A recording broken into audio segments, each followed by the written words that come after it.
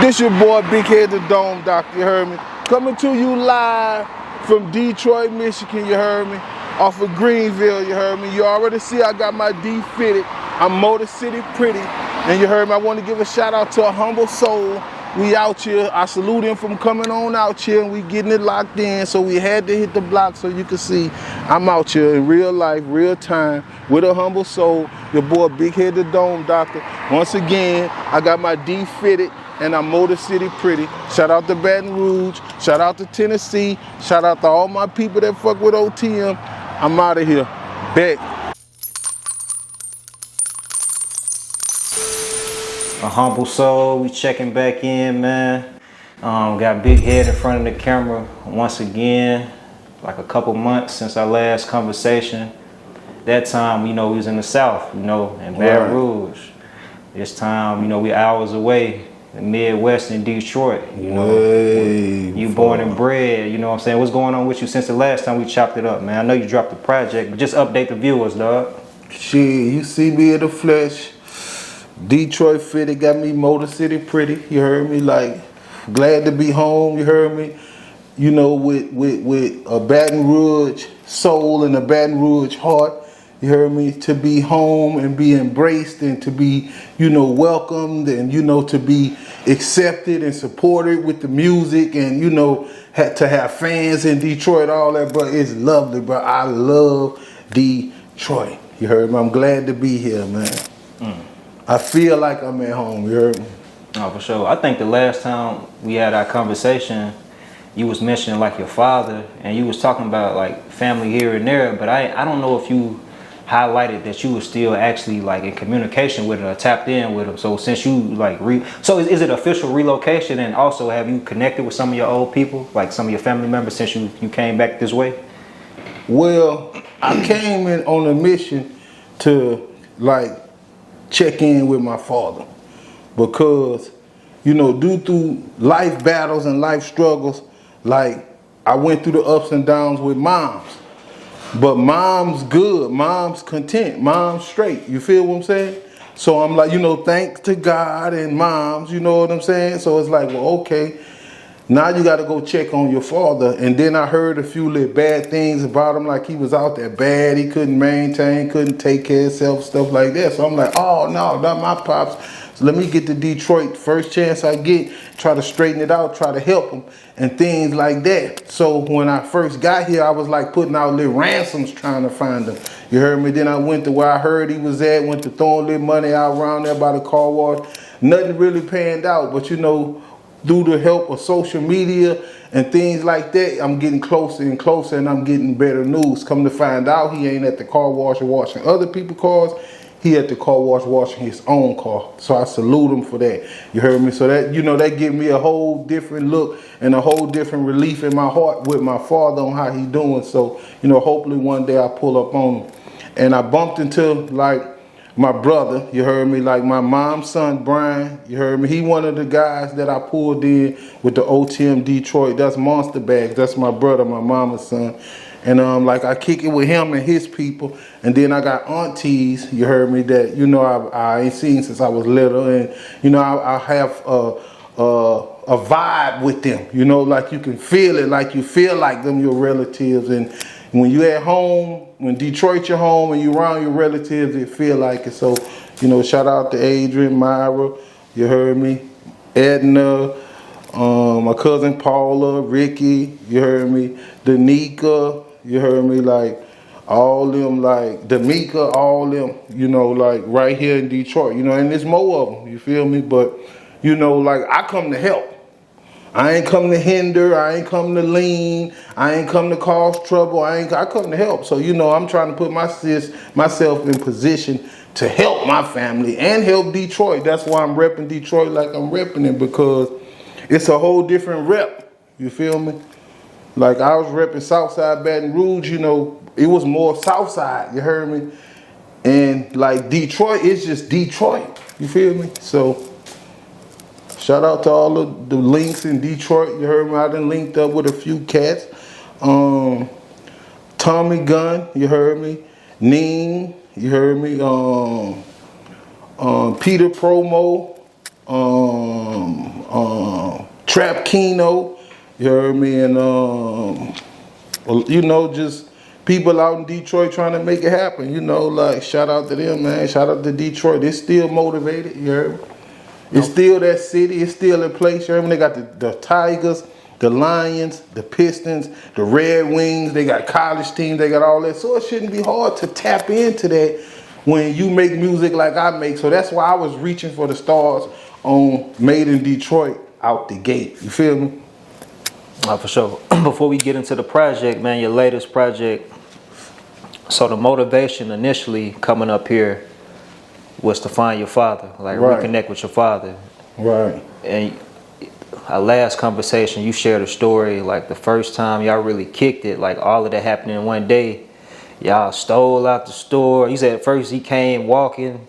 Y'all ended up going to the store, stealing some stuff. It was a whole situation behind that. The shoes, the bicycle, then him getting shot. Right. He go to the hospital. You really didn't, all in one day. Right. You know what I'm saying? And after that, you really didn't see him too much since then. But next time I saw him, he was bandaged up. He said bandaged up, yeah. Yeah, so, definitely. So you haven't saw him since then? Not since then. And that's been what, like more than 30 years ago or probably, something like yeah, that? Definitely. It's been some over decades. 30 years ago. For sure. Over 30 years ago. Over 30. And so since then, y'all really haven't been in contact though? Like even over the phone, social media? A couple times we was on the phone. But one time I was in jail. And, you know, I told him, I said, well, when I come home, you know, I'm going to try to, you know, get you straight, set you straight. Because he was saying some, you know, it was kind of like tight on him then, but he was letting me know he was going back and forth to Tennessee and stuff too, though. Oh, okay. So I was like, okay, you know, that sound like, you know, back and forth sound like motion. So, hey, you know, hope he's still in motion, like his son, still in motion. But you say you getting closer and closer. Closer and closer. So it's particular car wash. What side of the city? What I mean, well, the side of the city is east side. For sure. Is where he's, you know, but east side is big. So he's on the other side of the east side, you know, across Warren or well, I think that's Warren, but he on the other side. And like when I say I'm getting close, I'm speaking of like now I got relatives on his side popping up on social media. For sure. So it's like, you know, I'm just really giving them a chance to claim the prize money or the reward money before, you know, like I just reach out, because once we, you know, build the family thing, we family, you know, if we're going to stand on family morals and principles, then that's what we're going to do. If we ain't, then we ain't. But, you know, that's how that's going. Man. Hopefully, you know, you reconnect with him sooner than later. So I guess he just disconnected altogether from even his side of the family too, because you said y'all talking on social media, but ain't nobody can kind of just get a hold on him like number one. Well, that's where the bad news came from. My cousin Lee, you heard me. My cousin Lee, he was like, you know, somebody I looked up to, you know, like my favorite cousin on that side of the family, on my father's side of the family. And, you know, I do remember him buying me McDonald's and stuff when I was a little bitty dude. You feel what I'm saying? Let me spend the night at in his trap houses and stuff when I was a little bitty dude. Let me catch a few sales for him when I was a little bitty dude. I remember that. And, you know, I honor that because that's the type of, you know, lane we was living. But when he said what he said about my father, you know, he made it seem like that my father shouldn't matter. And I was like, I don't care what he doing, how he doing it, he matter. And if you don't want him to matter, then that means you're not my cousin. If he's not my father, you're not my cousin. So I'm like, put it in perspective. He older than me. You know, be a leader. You know, there's only so many leaders in the family, and I always look to him as a leader. So, you know, lead. Like I look at you like a leader. Be a leader. I don't care what you do, how you do it. Just be the leader you was when I was a young nigga. Feel me? Yeah. What was the news that you had got about your pops before you came up here? That he was a junkie in the streets, and you know he was over with for. Like he wasn't even worth being located. Because I was just trying to get them to find him for me. Him, my brother Pop said he was trying to help him, you know what I'm saying? Like, that's why I got the good news from my brother Pops. Walter. Shout out to Walter, because he told me, man, he was washing his own car. Bet. He ain't walking. Yeah. I mean, man, it's kind of tough. I mean, you saying that, but you being vulnerable. But that's how it is in your music, though. Right. Man, correct me if I'm wrong. I want to touch on a song. I think "Keep the Blessings Coming." Right. Off your latest project. I know you've been going in. I think it's like your third album this year. So right. Far. Right. I think the Switch. Correct. It may be more than that. Switch music. The fourth one. Out in Pappy. And then Detroit came before Made in Detroit. That's me and my cousin. I don't think I ain't come across that one, Detroit. Yeah, see that's mainly him, but that's me coming in to help him, push his project. That's what I was saying, like when my aunties was like, help your cousin out if you're gonna be here, and Pay Loaf, that's my cousin. So sure. I'm like, okay, let's do it, man. And we went straight to it. We got some bangers. You heard me? Glory, that's a banger. You heard me?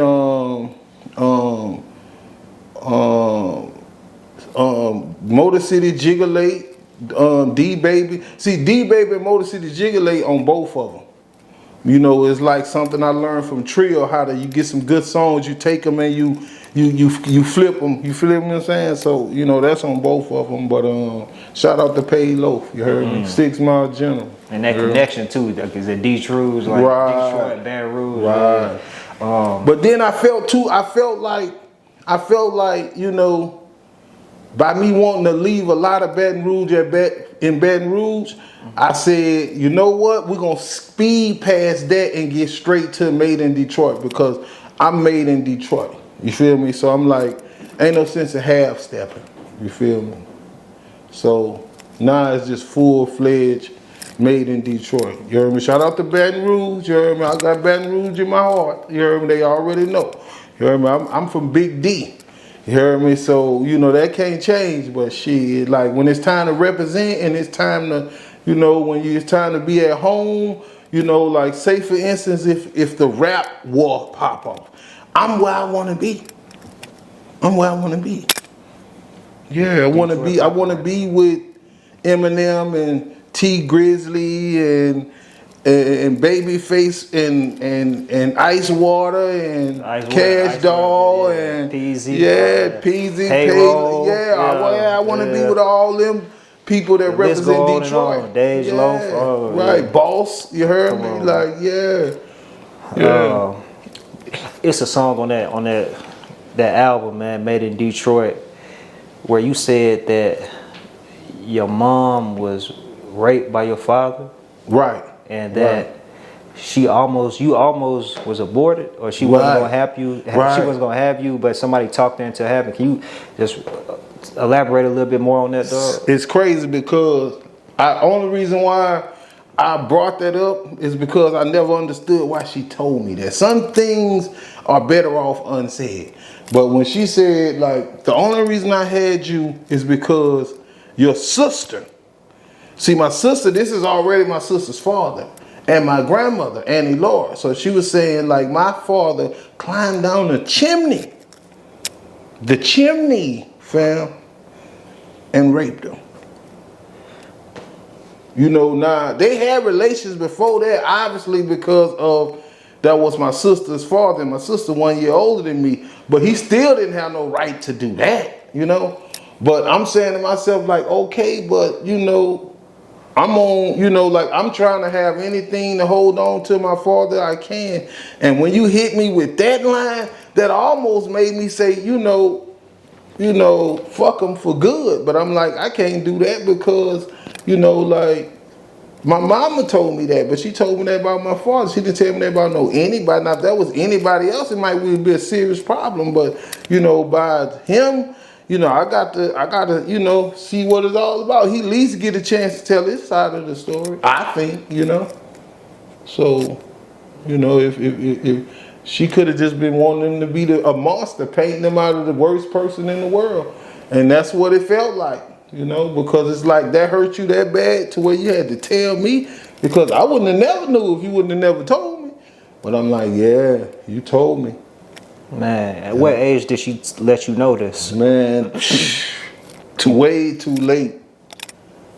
I was almost on the verge of you know, because I always asked about him. I always wanted a role model. So I never had a dad. I never had a stepdad, none of that shit. It was just niggas in the streets that was trying to lead a nigga wrong because they was led wrong. So I was like, shit, niggas I ain't go bowling or fishing or hunting or camping or swimming or nitpicking or horseshoeing or none of that shit. I ain't go to YMCA or Breck or none of that shit. Football, basketball, none of that shit. That shit costs money. Just them little tuition fees or insurance fees couldn't afford it. So, fuck all that. Excuse me. Nah, well, yeah, I know that line stood out to me. It's a powerful song all the way around. It's a positive song. It's just, you touching on the struggle too in that song, but them bars just caught my ear. I was like, damn, I don't think I saw you. But see that, on that, and that just come from like writing, thinking about my father, trying to find him at the same time, and trying to find my way in Detroit at the same time. You feel what I'm saying? Because I didn't come here, like I say, to put no stress or no strain or no struggle on nobody. So shit, I'm my own man. Oh, for sure. You heard me? But you do plan on actually asking them about that if you connect with them? Definitely. Man. Definitely. But nevertheless, you still got love for them. Right. Definitely. Regardless, you know. Yeah, she could still got love for him. She let him get away with but she let him get away with it, not me. So she got love for him too. Yeah. But taking it back, man, Made in Detroit, I know you said four albums, but 3 solo albums this year. Right. Why title it, you know, Made in Detroit, and you still incorporate like some of that BR bounce in it? You kind of marry the two, but like it's a Detroit thing, or Detroit is a place to be. You mentioning like different parts, you shouting out historical figures come out of Detroit, artists, all of that, man. Like, why take that approach? Because, you know, your bread and butter is like that BR Southern audience and sound, but, you know, just transitioning aside from just the family perspective. Like, what motivates you to do that, dog? It's just more like positioning myself in the proper place in Detroit. Like I'm not gonna position myself at the very beginning of the music game, and I was damn near here at the end of Motown. So, you know, I'm like, I have to ensure them that, you know, I am made in Detroit. I was just here so long ago, y'all don't remember. Y'all watch me, you know, grow up and all that on the internet and all that in Louisiana and Baton Rouge, but I just had to assure them that I was made in Detroit. You heard me? Like the hospital I was born at, they condemned it, but I was born in Detroit hospital. You feel what I'm saying? And that's my niece on the album cover. And Cachet, you heard me? And she some kind of way she OD'd or, you know, something like that. And I talked to her a couple times, and she was so intrigued about the music and entertainment, and you know, she used to make me laugh over the phone. You know, if I wanted some talent over the phone, whatever, she was able to like try to do it right then and there, even though my brother would be right there, because that's my brother who's here, daughter. And like it was like by that being my brother and she being my niece, I was already like gonna co-sign her anyway. But I couldn't do it from there because of like, you know, the life struggles and things. So I was saying when I get there, that's going to be somebody else I was going to mess with. So, you know, in the process of her being gone, like I was on the phone with her one day and the next day she was gone. So I was like, you know, when I got here, I was like, I'm going to keep her memory alive, or I'm going to try to. You feel what I'm saying? Because she was young and she was talented. You heard me? She was dark skinned, and you know, the darker the berry, the better the talent, man. You know what I'm saying? So that was a lot of talent. R.I.P. to yeah, Cachet. R.I.P. to Cachet, my niece, man. You heard me? Man. Latrice Johnson. How long did it take you to record that project, man? Did you do it all in Detroit, or did you already have? We said a couple of the songs came from the previous project, but all recorded in Detroit. Or you had some stuff. I'm gonna say "Wipe 'Em Up" is the only song on there that was recorded in Baton Rouge, and that's because like I recorded that in the process of trying to help somebody else get a good song, and they folded on me, so I just moved with it. So in the process of that, I was like, I might as well put it on this, because if I don't put it on this, then it have a chance to don't be on nothing. But all the rest of them was recorded in Detroit. And I want to give a shout out to Peter Promo, because with engineers like Peter Promo, you can record like that, because he help you, and you know he's not clocking you in and out and cigarette breaks and dehydration breaks and need to answer the phone breaks. He clocking your work, you feel me, and he's helping you do it so you can get a lot of work in faster. So I might have did it in like 2 or 3 days, and that's like it would taking 1 or 2 hour sessions. Like I was knocking like 3 songs out in one time. Man, so your work ethic is like that? Definitely. And you still writing though? Right.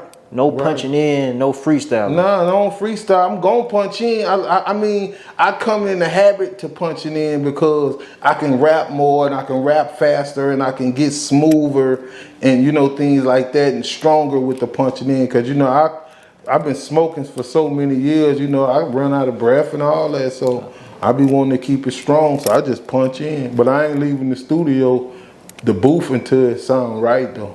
Man, definitely. What's the element that you have to be in when you creating? Like, so for this particular project, do you gotta have like Detroit, merch paraphernalia all around? Oh, go ahead.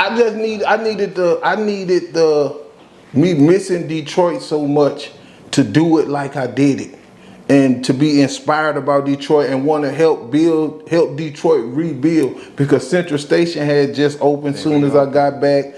The water had just started coming out the little thing downtown when I got back. So it was giving me a feeling of rebuilding. So, I'm like, okay, cool. Like, I want to, be part of the rebuild. So yeah, I was moving like that.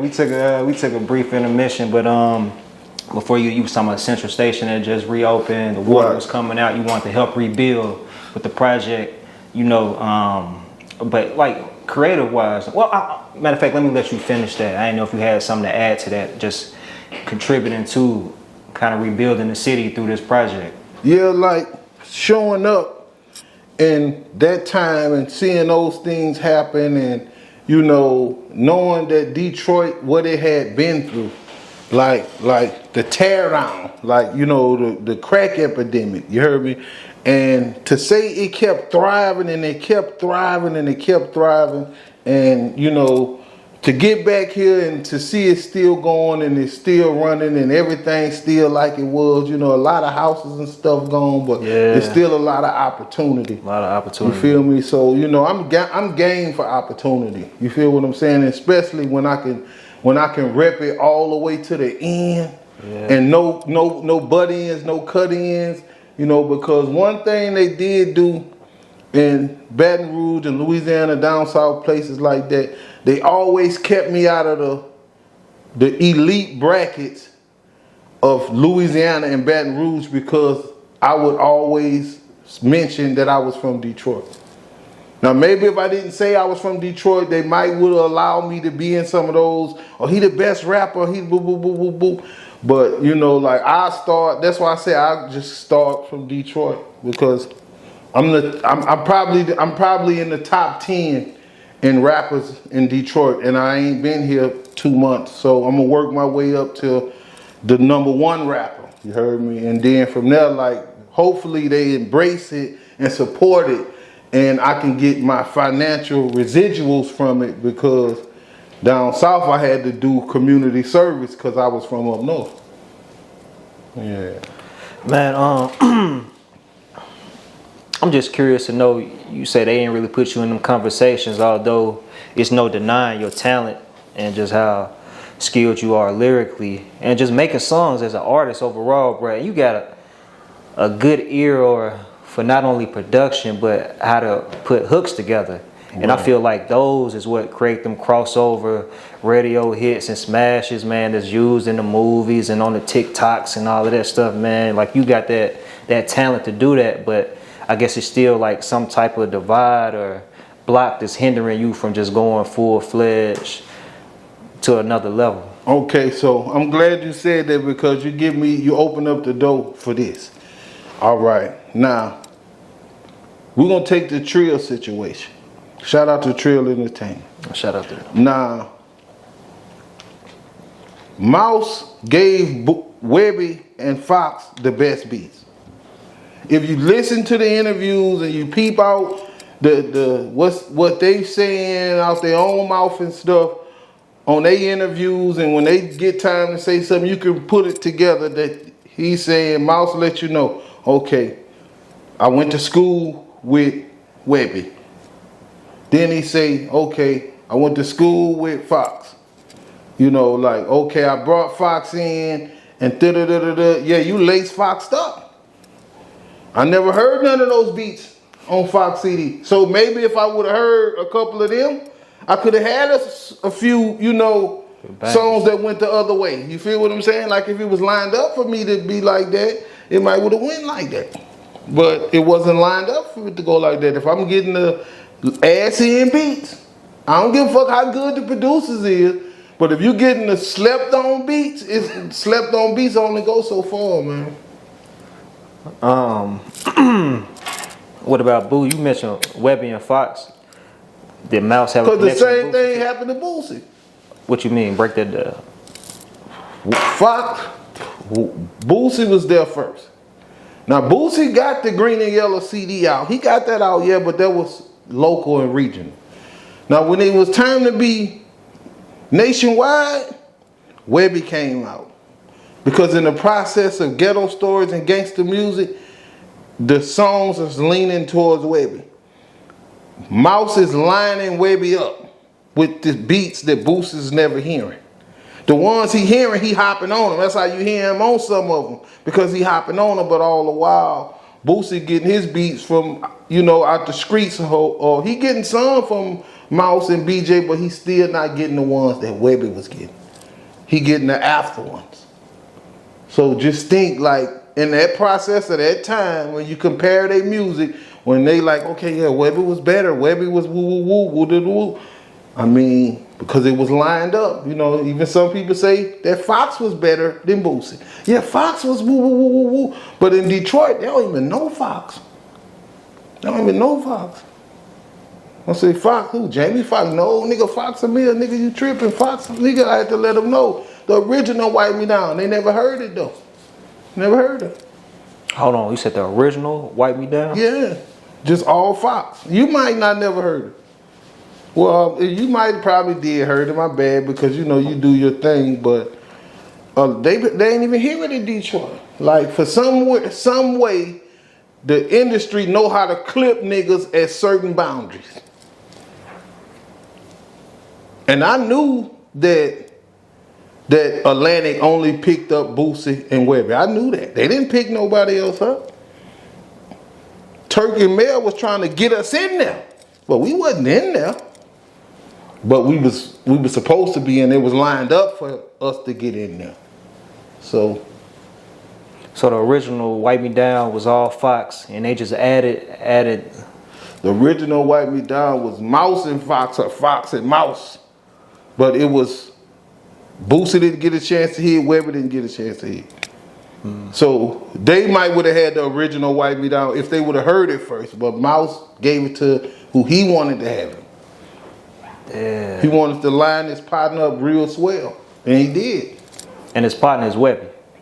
Webbie and Mouse. Webbie and Mouse, yeah. But Boosie got the memorable verse though. Right, and like that's what I'm saying. Like that's why Boosie had to get the song. A lot of people don't understand how Boosie get the song, because he was the one who's supposed to have that type of song anyway. But he wasn't set out to make that kind of song. Damn, it's like favoritism almost, or you looking out for your people, but y'all all under the same umbrella. Did that definitely create like some? I mean, as much as you want to share like internal Like, right, but you know conflict or niggas have favoritism. no, I'm saying, how was that like internally knowing behind the scenes what's going on, then seeing certain people on the label catapult and others? Man, I wasn't even looking at that shit when I was there with them. I was just all with them and down for the cause and Regardless. let's get it. I didn't real like I said I didn't know none of this till they started saying it. I thought Webbie was so cold. I thought he was one of the niggas that was from Sherwood that beat every nigga in Sherwood and rapping and trapping and thugging and you know drugging and street shit. I thought he was that nigga because when I came back from out of jail, that's what he was saying. That's how it sounded, and he was still moving like that a little bit because he ain't had done got in it yet. So you know, I'm like, that's what's up. You know, and we embraced each other. And you know, at this point, like shit, it done been a little time that passed. So Boo like shit, what up, what up, what up, what up? You know, and I'm like, shit, nigga, it's Treal. So I'm down with Boo, Webbie. I'm down with anybody down with Treal. I'm down with it. So Family. yeah, like I wasn't tripping on who's who and what's what. I was let's get it. Man, for those who didn't get an opportunity to check out some of your other interviews or even our first one, you mentioned how you was tapped in with Donkey like from a young age, and then how he plugged you with Boosie. Boosie, I guess he brought you over to Trill initially, and then I don't know if you ran into some legal troubles, but is this what you talking about? The time you came back around is when Webbie was already around, or is this before that? I want to say it was around that time. Like the first time we linked up, it was just me and Boosie, and then a little time had went past because I got incarcerated, and then when I got back out, it was still lightweight, but Webbie was in the picture, and, okay. You know, and we went straight to doing Girl Go Ahead, you know, and Girl Go Ahead was popping a little bit, and you know, like I'm like, okay, cool. So I'm not getting a taste of fame, but I ain't really getting nothing will go with it because I remember I was thinking about. When I don't know if it was the 5 Heartbeats or the Temptations or something, when the song came on the radio and they was sleeping, they went to waking each other up and shit. Oh yeah, I think that's the 5 Heartbeats. Yeah, that's how it was when Girl Go Ahead came on, I think. And it was on the radio, and I was like, that was my first time hearing myself on the radio, and I was like hyped, and I was like, yeah, it's finna happen, like you know, I'm thinking just hearing it on the radio, like my whole shit finna change, and you know, like that was just the beginning, but. That was the beginning of being famous without the residuals. Ain't that I mean, just they expecting for you to match. So you rapping, you down with this label. I assume it has a certain image, but I guess you still got to have one foot into some other activity to match the look like a rapper, or you weren't really forcing it. Like nah, see, I was forcing it. At that time, I was forcing it because that's what I wanted to be. So I was saying it was gonna come together. So I wasn't forcing it. I was just saying it's gonna come together anyway. So I still got children that need to be took care of. Bills still got to get paid, and you know sometimes it'll get sweet. It got so sweet to where I put like I really put on in the rapping. And be trapping, you know what I'm saying? And be trapping too hard to keep rapping, but it still keep rapping and get popped, you know? Like, just be like, fuck it, because how I do it or how I was doing it, you know, you just trap till you get popped and you take your lick, or, you know, you get your lawyers or whatever, and you work your way back and you start from nothing all over again. That's just the process and cycle of life in the hood for a street nigga. Do that shit over and over again. At the height of your time at Trill, like when you really got the name buzzing, people really know who you are, you in the movie and all of that, you still hustling? Still hustling or struggling, one or the other. Shit, because sometimes it got too noticeable to hustle. So you just do a little acting, do a little gambling, you know. You lose, you struggling, but that's basically it. You know, I get it out the mud. I go to doing something, bro. Like, I sell inspection stickers. I don't give a I'm gonna do something, man. Like, gotta get it. Like, it ain't gotta be drugs. Shit. When I sell something, I sell couches on Facebook Market. I don't give a damn. Gonna get it. Gonna sell something. Man, were you good with the dice? Definitely. So good, niggas think I was cheating. So good, I was like, great. Like, I feel like I'm good now. I just don't, you know, like, one thing I wasn't good at is, you know, being heartless when I took somebody's money. So, you know, it's like, why be so good at it if you ain't heartless with it? So I'm like, fuck it. I don't break that down. What You know, mean? like, you win a nigga money, you give it back to him. You know, like, Give the entire amount back? nah, just too much back, because you get a nigga money back and some chance to win his money back. You know, because you're just that fucking good. You know, like, in jail, like, sometimes it be 150 niggas in the dome, so the dice game might require 50 of them niggas on a good night. And when you bust all them niggas up, you know you good. Hold on.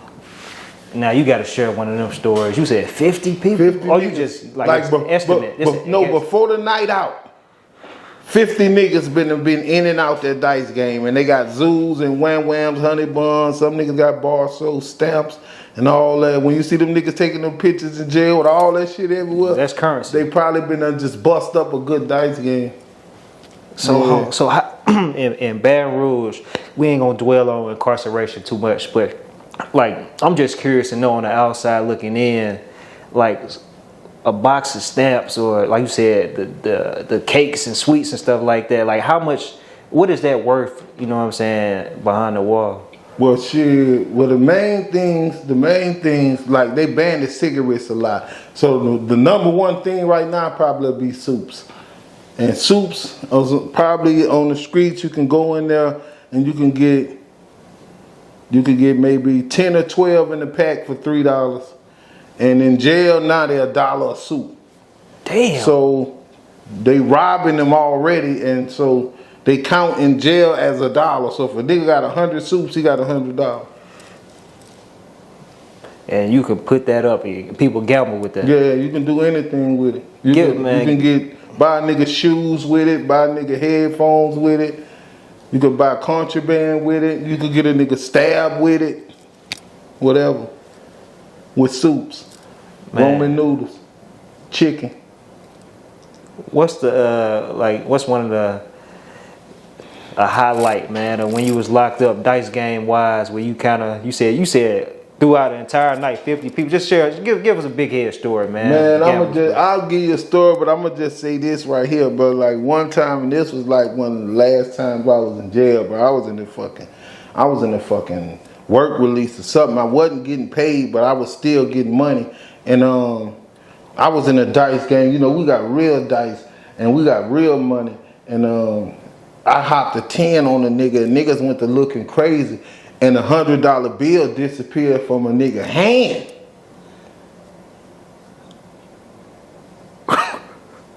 And I picked up, you know, like, I done picked up all the money on the carpet with a blanket. I done scooped that up, because all that's me. You feel what I'm saying? And $100 bill to disappear from this nigga hand, and this nigga old stupid nigga. So, you know, that nigga jumped up and pulled his knife out.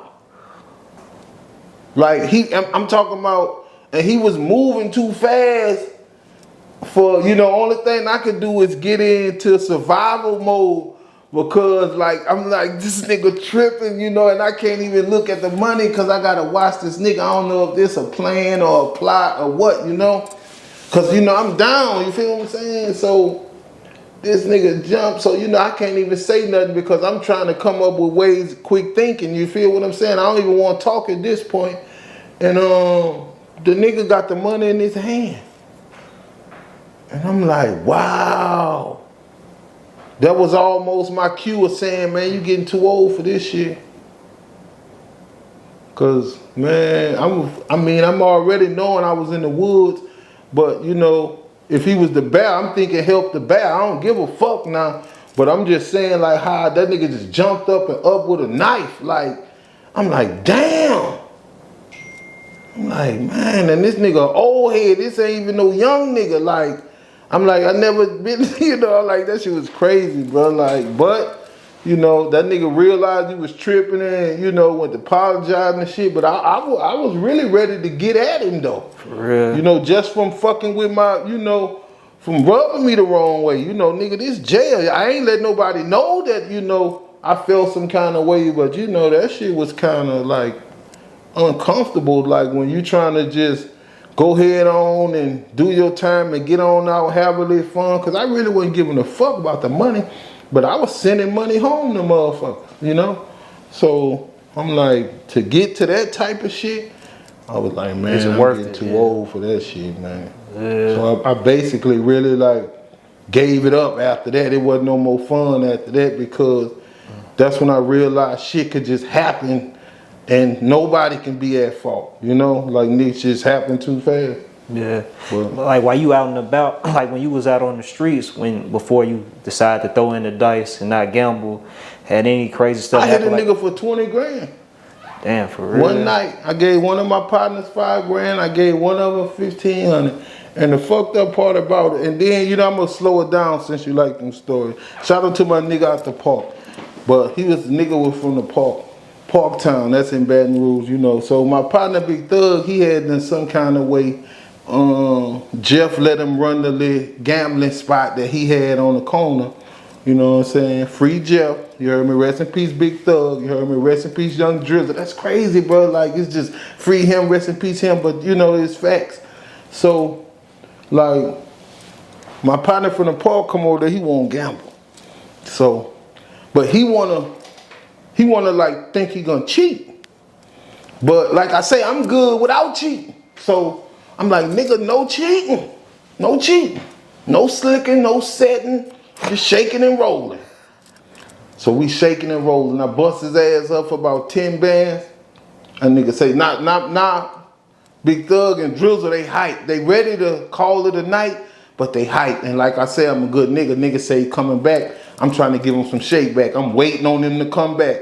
2, 3 o'clock in the morning, this nigga could come back with that, yeah, what I don't give a fuck is up, but I'm just like waiting on him to come back. That nigga came back, well, like I thought, and this time he still had the band on the money. And they said 10,000, and it was just all hundreds. And before I know it, the whole table was full of hundreds. So my partner Big Thug, this is one thing he used to do. Like, he used to hit, like in the streets, we in motion, he'll hit, boom. And he'll tell me, you get that pot, and he'll tell another nigga, you get that pot, boom, boom, boom. But this will be his way of lacing us up, putting some money in our pocket, because we'll really just be rolling with him, you feel what I'm saying, struggling. So I was like, okay, now I got a chance to do it back, and we doing it for hundreds. I'm talking about the whole table full of hundreds. And I'm like, you get that pot, Drizzle, you get that pot. And then the nigga like, and then he get on the dice, try to cheat again. So now I know we all got pots of hundreds at his ass, and they his hundreds. So, you know, I was like, shit. But they was kind of like giving it back to him because they wasn't feeling it. And I'm really telling them to stay out the way. But they wanted to shoot and try to bet like we betting and shit. So, but I ended up finishing him off decent. And I really didn't give a fuck how he felt. And because I gave him money back and all that, and I still like, plus my money, I hit him for about 20 bands. And I was so proud because of the niggas that was with me, because Big Thug was Mr. Bulletproof, but I was Mr. Bulletproof that night. And so, you know, I'm like, okay, look, what we gonna do? All right, we're gonna do this. So I'm like, here you go, Big Thug, 5 bands. Well, really 48 because he had some himself. Boom, boom, boom. Here you go. Drizzle I just gave him 1,500 because he still ain't had nothing. He a knucklehead. He kept, every time he got a few hundred, he betting it all back to the nigga. So I'm like, okay, here you go. So I felt good about myself. So I went back into the rap life after that because, like I said, I had a little leeway. Now I could just spin without, you know, having to scope. So I went back into the rap life, and just by me going back into the rap life, Drizzle came back and robbed Big Thug with a knife. The dude you got a 1,500? Yeah, like both of these, Drizzle like my son, Big Thug like my brother. So it's like, we like family. Well, I'm trying to keep us like family. But you know, Big Drizzle young and Big Thug a little older, but Drizzle came there saying that he knew I gave him the money. Oh, he didn't think it was fair? No, he's saying like he done lost his money, telling him, man, throw me something, bro. Nigga, you know what, you know. So they in there like Big Thug running the spot. So he's sitting the money down because he, you know, the house man. So in the process, Drizzle feeling like shit, you owe him. You feel what I'm saying? Or like it's supposed to go like it went that night. You know, we all leave with something. So he ended up snatching the money and picked the knife up at the same time, up the knife on him and was just like, you run up on me, I'm gonna stab you with this bitch. And that was Drizzle. So, you know, he knew he was probably gonna stab him. So, you know, he hit me up. He was like, man, bro, this what happened, and this how it happened, and that's fucked up, and doo-doo-doo-doo-doo, and woo-woo-whoop, and, you know, what you think I should do because, you know, other motherfuckers know that or this or that. I just said, man, look, don't fuck with it. And if I could help you or, you know, I got something to help you shake back, nigga, you already know. It is what it is. I pulled up on him. And he said, I want to say, he said it wasn't about $600-700. I gave him about $250, what I had, you know. Told him, shit, don't worry about it. And he just, you know, they just let it go. Because, you know, Big Thug was the type of nigga that he could take shit like that. You know, like, you know, some real niggas know how to revolve by letting certain shit, you know, go. You know what I'm saying? So, yeah. What happened? So, I mean, I'm curious to know, man, like in that type of lifestyle, reputation is very important, and other people seeing this, like you mentioned, some people can let that type of stuff go, but there's that, like, put a in your arm or kind of stain your name to a certain extent when people witness stuff like that happen. It did a while back, but maybe not from, probably like from 2010 on, no, because shit just be all the way fake, so it don't even matter. You know, the motherfucker kill you, call the police. So, you know, like, you know, you don't know what to expect now. You just got to stay out the way. Yeah. Duck that shit. Yeah. Nah. And man, you done made it to this point. You done mentioned, like you said in this interview, our last conversation, not to just keep going back to that. You mentioned like multiple people, dog, that was either like locked up. A lot of them was deceased.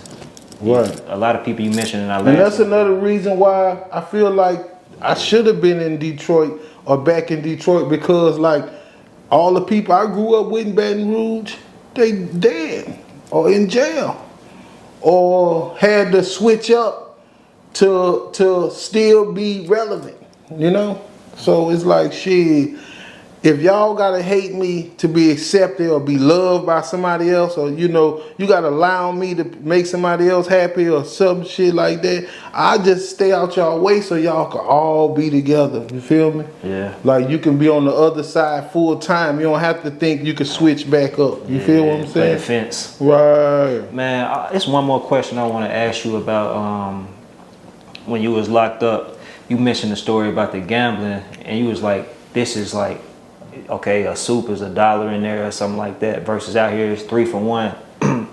Man, you shared a story during our last conversation, and you was talking about how somebody let you use the phone, and you had just got back from prison to jail. I guess they was. Right. I don't know how it worked, but anyway, man, they kind of pulled the move on you, and you ended up calling the people out that nobody take ownership of doing it. You know what I'm saying? And you ended up leaving the dorm. But I'm gonna say this: Baton Rouge take shit. They don't steal shit in jail, far as my knowledge. But well, anyway. So I'm thinking, now I come in there 9 niggas deep. All the niggas I come in there with, ain't none of them got shit. We've been eating my shit in the tank since we've been there. We've been there since this morning. We ain't go in the dome till 12 midnight. We've been there since that morning. So only nigga had zoos and shit was me. I had buku of them. I had perp, all that already. They don't even know that though. I got the perp on. I got my J's on, tied up tight. But I got sweats, slippers, all this shit coming from the parish. You know, plenty shit. So when I go in the dome, bam,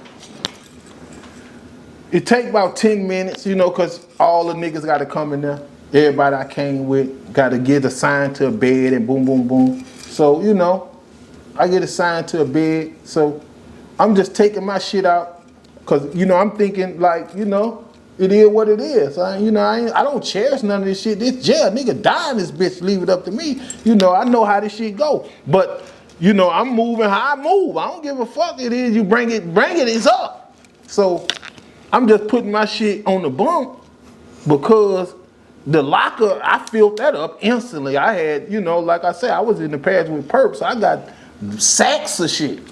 So, you know, ain't cost me nothing. So I'm putting this shit up, put some on the bed, some still in the bag, shit everywhere. Get a new celly, some I don't even know him here, bro, you know, thinking he's solid. You know, okay, you my celly here, watch the fort. He'll hold it. Here you go, some cookies, hungry ass niggas. It's 1 o'clock in the morning. You bummed out talking about you from Port Allen. You ain't even from Baton Rouge, but you close enough. Okay, here you go, man. I'm finna go use this phone, let my people know where I'm at, put some shit in play and see what it's hitting for. So I go back there, use the phone, boom, boom, boom. I'm gonna make a long story short. I come back, my shit gone. My stuff that I brought. Oh man. So first thing I say, you know, okay, all right. I go with the nigga mama bitch line. Whoever did it, nigga your mama bitch, what up, what you wanna do? Come on out there like a man. You feel me? Letting them know, like, if you wanna fight, let's fight. But I'm saying to myself, they already got it. Nah, so it really don't make no sense. When I put that clip out and shared it on IG, man, there was a lot of people in the comments on the video as well as on my IG, man, saying like the story didn't go that way and that you actually got robbed and they made you leave and all of that, you know what I'm saying? Word. Like, what do you want to address that, man? Like the feedback, people questioning the authenticity of that story? Well, I'm gonna say it like this. That was the beginning of that process. Like I say, that was my first night in there. I only had been in jail maybe a week altogether. And the other days was in the parish. I accumulated all that shit. The other days I was in the parish with the purple. But during my stay, it started unraveling. You know, because like I said, I'm the man. I'm making all this shit back. Everybody had to turn back around and come see me. See, that's the part that, you know, if they're gonna lie, just say something, you know, that fits the story. You feel me? Because that just make them look lesser than the man, not me, bro. Like, I didn't have to say shit. You feel what I'm saying? So during down the line, bro, I started moving around, you know, things like that. So things start being said, not about who did it or nothing like that. About niggas just was saying, you know, I understood from the time I went in that they was scavenging, that it was dog eat dog. They was broke, they was busted, they was hungry, they was starving, because there ain't nothing in this bitch but drug addicts and drug dealers. That's why the phones and all that in there, but I ain't even on that at that point. But just through the process, you know, coming to, you know, find out, because it didn't pull me down, but just going through the process and the shit, how it took to get back in position and all that. You hear certain shit and you see certain shit, but none of that shit that those guys saying or nothing like that, like, it's truthful.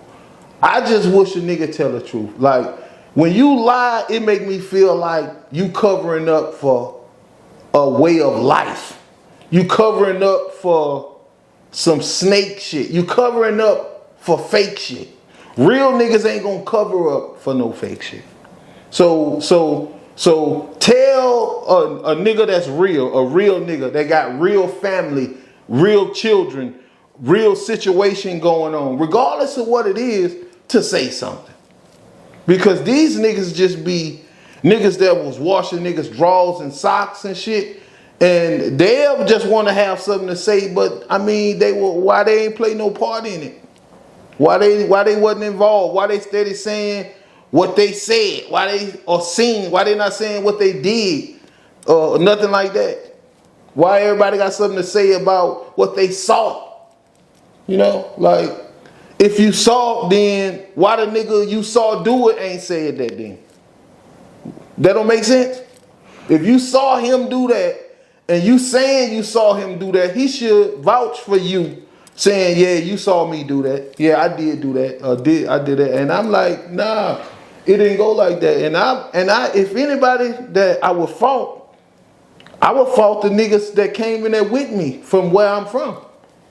Because that's the first thing I did was said, like, you know, watch my back, or, you know, did you see this or did you see that? You know, I went to G-Way about going about it first. And they seemed it like, you know, we just rolled 8 hours here together in the van. So I feel like we done got some form of togetherness. And then when you get to a camp and y'all from the same city, y'all together anyway.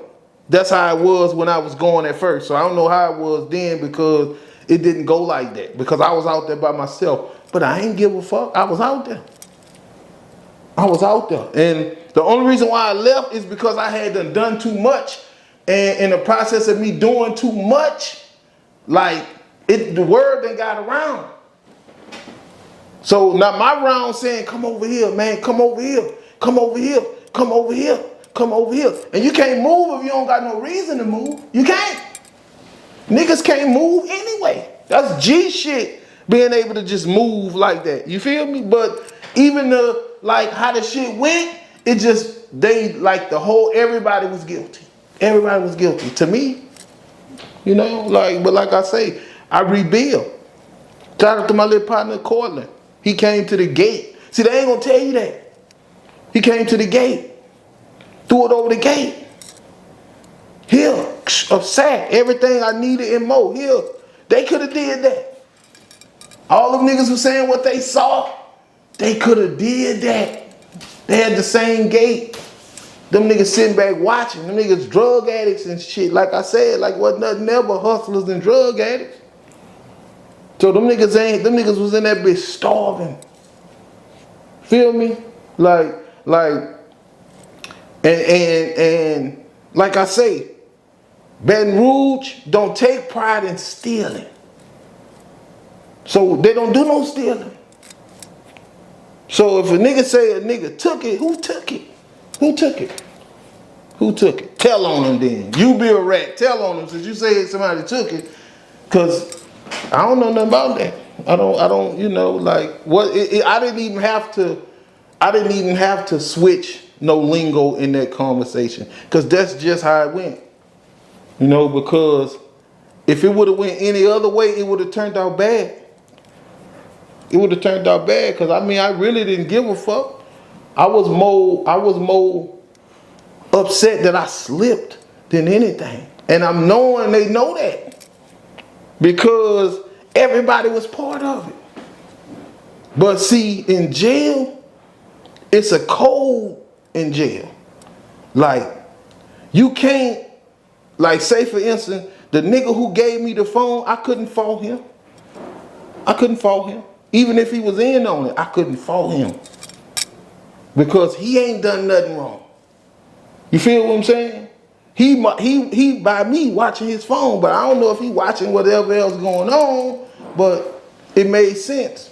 Like it's a distraction. If it asked them, did you have to go to the back to use the phone? Ask him, did he offer me to use the phone? Like some G shit. And I accept it like some G shit. Ask him. For sure. And then from there, I go to the back. It's 1 o'clock in the morning. Ask him, is it 1 o'clock in the morning? Ask him. You know, they turned the lights on for us to go in there. Then they turned them right back off when we got in there. Ask him. Whoever said this, I hope they see this and confirm something, bro. Like, just don't make up your own story, because apparently you a bitch ass nigga, whoever you is. Like, it don't make me no difference, bro. Like, it ain't but one real. So I'm gonna keep it real. So if you ain't telling the story, I'm telling you, got to be a fake ass nigga, because the niggas who was involved, they'll tell it how it went. The niggas who, the real ones, the ones who will stand on what they did, they might tell you, why take it when I ain't have to take it? You feel what I'm saying? Like, shit, he just slipped and got. That's what a nigga told me. That's what a nigga told me.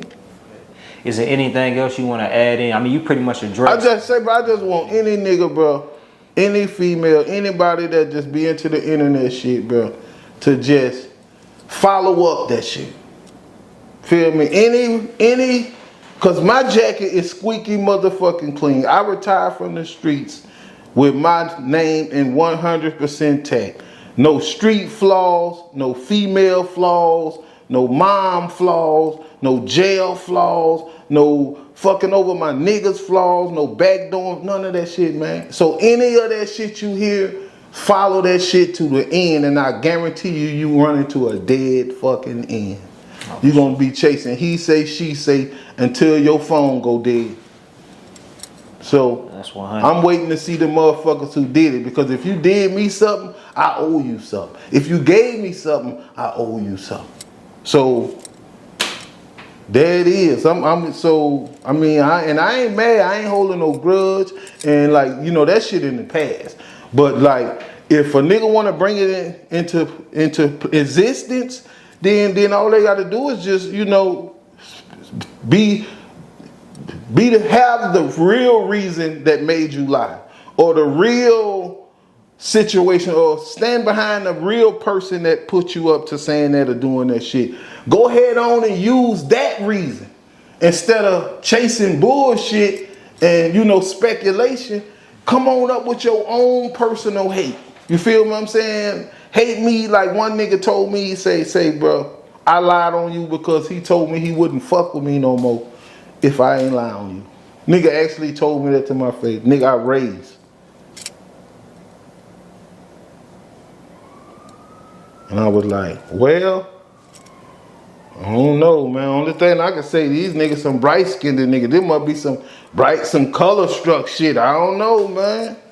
I don't know, just light skin, dark skin. Yeah, like I mean, like, damn, I raised you, little nigga, and you know you could look me in my face and tell me that. What the fuck?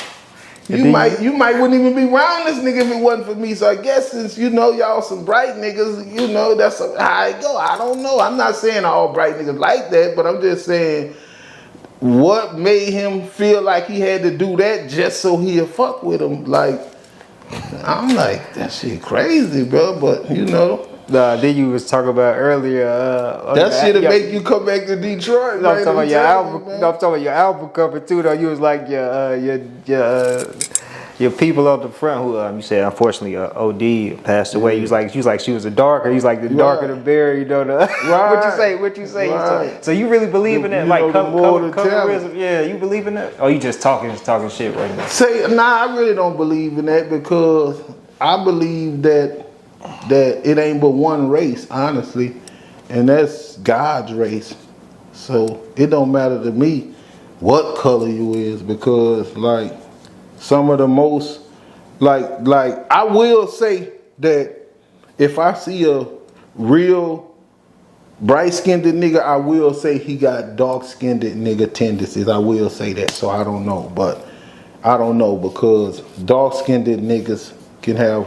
But what is a red nigga tendency? I don't know. Like a dark-skinned nigga ain't allowed to have that. Only thing a dark-skinned nigga can do is be a dark-skinned nigga. So if his girl decides she want to fuck a light-skinned nigga, ain't nothing he can do about it. So he ain't gonna even get mad. A dark-skinned nigga bitch can go fuck a light-skinned nigga and get away with it. But if a dark-skinned nigga fuck a light-skinned nigga bitch, oh shit, the world done came to the end for that bright-skinned nigga. Black-skinned nigga just, okay, babe, I forgive you. Shit, fuck it. But let her bright. We ain't gonna get into that, bro. So I don't know if that's bias or what, but that's just facts. You can even look at entertainment and see like how it'd be a whole different ball game, man. Well, you got some of them. You a statistic, man. What that? You don't took a couple bright skinned dudes, chicks, man. No. See what it was is like I picked up on the struggle. Like the struggle is a color too to me. So if we was all struggling, then I didn't see nothing else but the struggle and trying to get around the struggle. So in the process, I guess the niggas saw the little Detroit in me and they started picking up my swag. So once they start picking up my swag, my swag was all I had, but I have a little attention from that and my little talent. So, you know, for long I realized that they were ending up with bras I just had to ran across or that I dealt with coming up. So it was like, now we can't be adult friends because of what went on when we was, you know, moving fast. And I'm like, bro, I come with respect. I give respect, you know. So I don't, you know, if I see a nigga dealing with a female that I used to deal with, and I have any form of respect or any type of bond, anything for him or her, I don't fuck with that. You know, I don't like to go backwards anyway. But you know, and I be like I say, I be struggle baby number one, and niggas still be intimidated. So it's like, okay, niggas gotta find a way. How you tear a nigga down that come from down? You know, that come from, how you make a nigga feel like nothing that come from nothing. Like shit, he used to it. So, you know, that sticks and stones may break your bone, but the word shit, like, man, they try to hit hard. They try to throw upper blows, and they have to have some type of relationship with you to throw that shit out there, because they just reflect on the relationship they got with you and mix the fake shit in. So motherfuckers believe it. So they like, yeah, man, cause I just seen them fucking around and da-da-da-da-da and boop, boop, boop. And so that shit gotta be true. So it's like, nah, I don't fuck with nobody. So, you know, nigga know you lying now. Nigga just, man, such and such big head. When the last time you seen big head? Oh, man, well, why the fuck you even talking about big head? Yeah, man, I wanna ask you that, not to cut you off, bro. Like, you in Detroit now, you done made reference to when you was in Baton Rouge, they'll hold that over your head. But I'm curious to know, man, do you ever feel like Detroit actually embraced you? Do you really? Cause I'm looking at you more like Baton Rouge, man, but you keep highlighting Detroit. Right.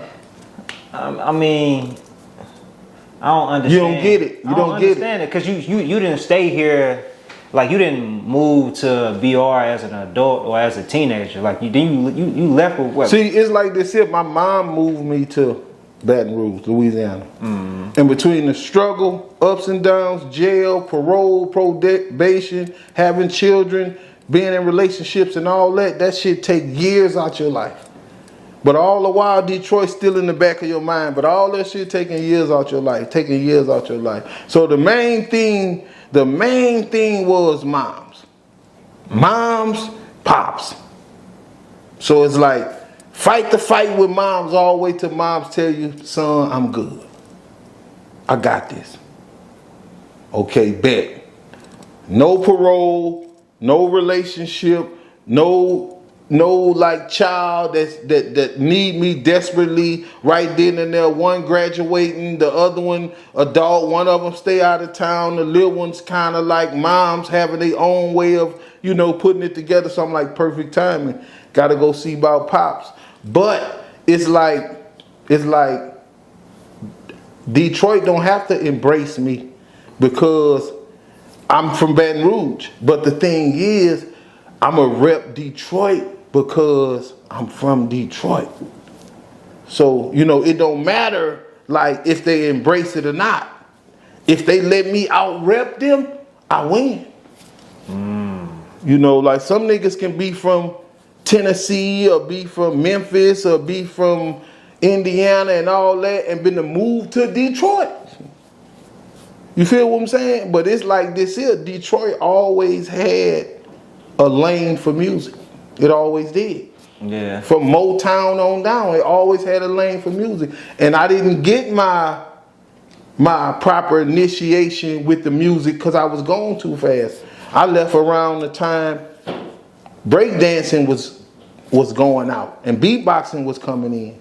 So, you know, I hit Baton Rouge rapping because we was into it, but I never could bring no rapping out because I was still too small. But I knew how and used to do it at home and shit. So Baton Rouge, I ain't have shit else. Yeah. So I just displayed my talent first day.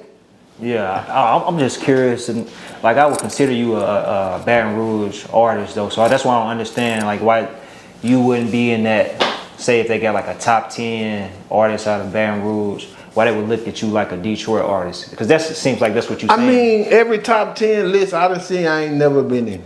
Why do you think that is? I don't know. It ain't because I ain't top 10. Is it consistency? I mean, it ain't because of consistency. Hit song? It could be because of blackballing. I don't know. It ain't because of hit songs. Because I mean, if you listen to Made in Detroit, you tell me they don't got no hit song on there, I just give up right now. I think that wife of one. All I'm saying, if you think ain't no hit song on there at all, I think that's what this late in the game, I give up. It still got that. It still got that BR bounce to it. But I like that for the ladies. Like this, it's a Detroit thing. That's all I'm gonna say. Yeah, I think that's just a nice think, one. just think like that was a hit that I made specifically for Detroit. Like I can window these hits. You feel what I'm saying? Yeah. I ain't even gotta try to swing for everybody. Like, and that's how a hit's supposed to be. But when you good at it, you can window them motherfuckers. Like I'm trying to make hits about Detroit because, like I say, like other people want to go to other places and make it and all that. Like I done been to so many places. I feel like that. Where else I'm gonna go to make it that I ain't been but here? I done been to New York, I done been to California, I done been to Atlanta, I done been to New Orleans, I done been to all these places. I done been to all these places. And the only thing that they have in the front is the ones that are from there. Man. That's it. Have you thought about the similarities between like Baton Rouge and Detroit as far as like diamonds in the rough almost? Like it's so many, like you got the Young Boys, Lil Boosies, Webbies, Fredo Bangs, I know I'm missing a lot of names, man. But I'm thinking like also like Detroit. Regardless, you got the commercial and the independent. Regardless who it is in Baton Rouge, I'm connected to them. Still right now. Just from being real, being solid, not choosing sides, none of this shit. I'm connected to all of them. So that's another thing I can do. Kevin Gates. I can get the niggas in Detroit exposure in Baton Rouge where they know they got niggas that'll pick them up just because they from Detroit. You feel what I'm saying? And niggas in Detroit will look over. Because it's in every city. Niggas in Baton Rouge will look over niggas in Baton Rouge that'll be good. Niggas in Detroit will look over niggas in Detroit that'll be good. But when you got a nigga like me saying, you know what, I'm going to put you on with Boosie and Webbie and Fox and Gates and, you know, Young Boy and them, just all these niggas, I'm going to put you in that mix. You know, I'm gonna turn you on to one of them organizations so they can say, well, you know what, we want some of that Detroit because they all know about Detroit. You know, I definitely they know. I got a question, man. If BR is a melting pot like that when it comes to artists, why do you feel like it's still a divide when it comes to like the collaborations, like working together? Man, for number one, niggas have trust issues. You know, and them switches, they gonna hit everybody, so you can't just be pulling up at the studio with no anybody. And shit, it's like the music ain't that important no more. The situation and the hype that revolves around the situation be bigger than the song that they go into the studio to make. So, you know, it be all type of shit. So you nigga gotta be careful going to the studio because it's just like I say, the beef and the violence and the death and all that is content. So the studio could just be the place to create the content. But that's content, man. So niggas like link up for what, man? You could email me that shit. I could knock that shit out, send it back, and then once the song makes some progress, then we could link up. But other than that, shit, the safest way is the best way. Yeah. You say you got connections to pretty much everybody in Baton Rouge, like artists, like well-known artists, right, down to the up and coming. Right. So for example, like what's your ties to like a Kevin Gates then? Oh man, Kevin Gates like my brother, man. Like Kevin Gates, one of the bro. Like I don't want to overdo it. I'm glad you said that. You know, shout out to Kevin Gates, bro. Shout out to Kevin. Like he done elevated in my book to like Jesus, Kevin Jesus. You heard me? Because he like the holy general.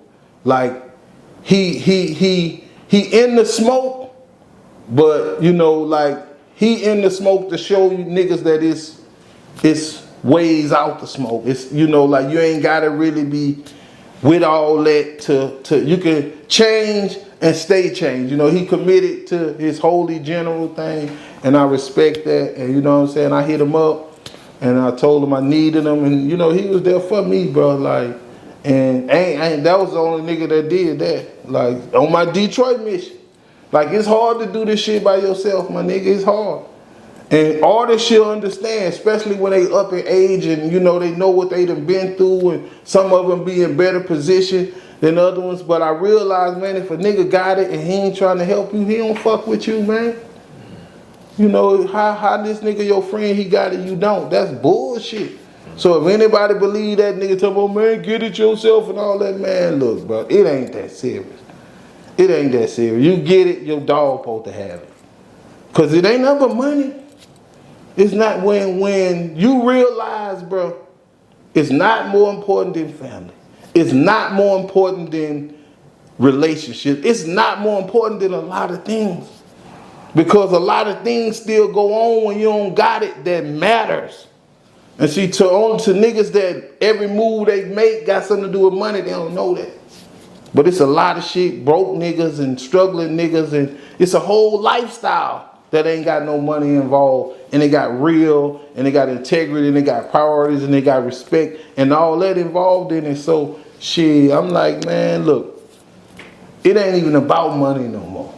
Yeah. I just know that I have responsibilities, and you know, that you got to take care of yourself. You have to have self-value. You have to have morals, principles. So, you know, you definitely need some.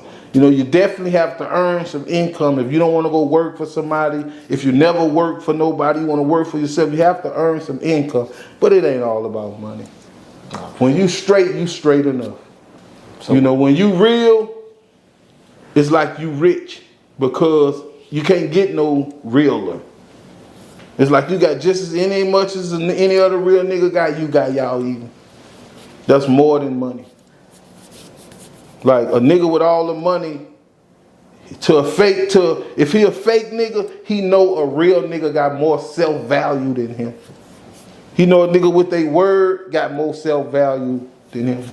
Like the shit about Jay-Z, when he said the shit about the $4,500 about his cousin, yeah. I didn't understand that. I'm like, Jigga, why would you do some shit like that, bro?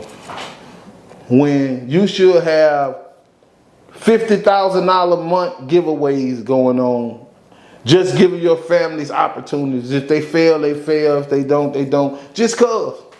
Because a lot of times motherfuckers build up credit. And they can get loans and they can, you know, get property and shit like that. They can get their name put on shit. And you can take that shit and you can help somebody for real. But you pass that shit up. And so now I be looking at people's family and shit, what they got going on in the background instead of what they present or what they give away or who they give it to, or when a CEO give an artist some shit like that. I be want to see what that artist family living like while they getting $200,000 chains and $300,000 cars and shit like that. While knowing, cause I know the business. I know that's coming out your check. So, you know, I'm trying to see how your family living while you taking paid deductions like that. You know what I'm saying? That's why I ain't never accept none, because I knew my people was gonna be like, so in the fuck, how you doing like that? And you know, we living like this. Now we just gonna live like this. Fuck it. So what's the situation with Kevin Gates before you came out of here? You hit him up behind the scenes, asked him for some like financial support? Man, I was thinking, bro, like what to do, how I'm gonna do it, how I'm gonna make this work, and I'm already knowing. I'm like, shit, you know, if Lee was in the picture, you know, I'd be all right. You feel what I'm saying? He'll make a way out of nowhere or whatever, because, you know, that's just how the situation go. So, you know, like, and then I ain't gonna lie, sometimes I think about the music and how, you know, that our vibe was, you know, with the music, you know what I'm saying? Because, you know, he helped me out too a little bit later on. You know, he had me in a satellite video, you know what I'm saying? He requested that I be in it and, you know, shot me out a few times, said I was his favorite rapper. So, you know, he helped me out a little bit enough to make me feel, you know, comfortable and feel like, you know, some real shit. Cause I know even if it's, I recognize small shit. Nigga do a little small lookout, a little alley-oop, I peep it out. So, you know, I'm just like, shit, man, I'm gonna just hit him up. And I ain't gonna say who else I hit up, but I hit a few people up. And, you know, like, I hit him up, I'm like, look, bro, like, I'm in Detroit and I'm stuck in the middle of what I'm trying to do.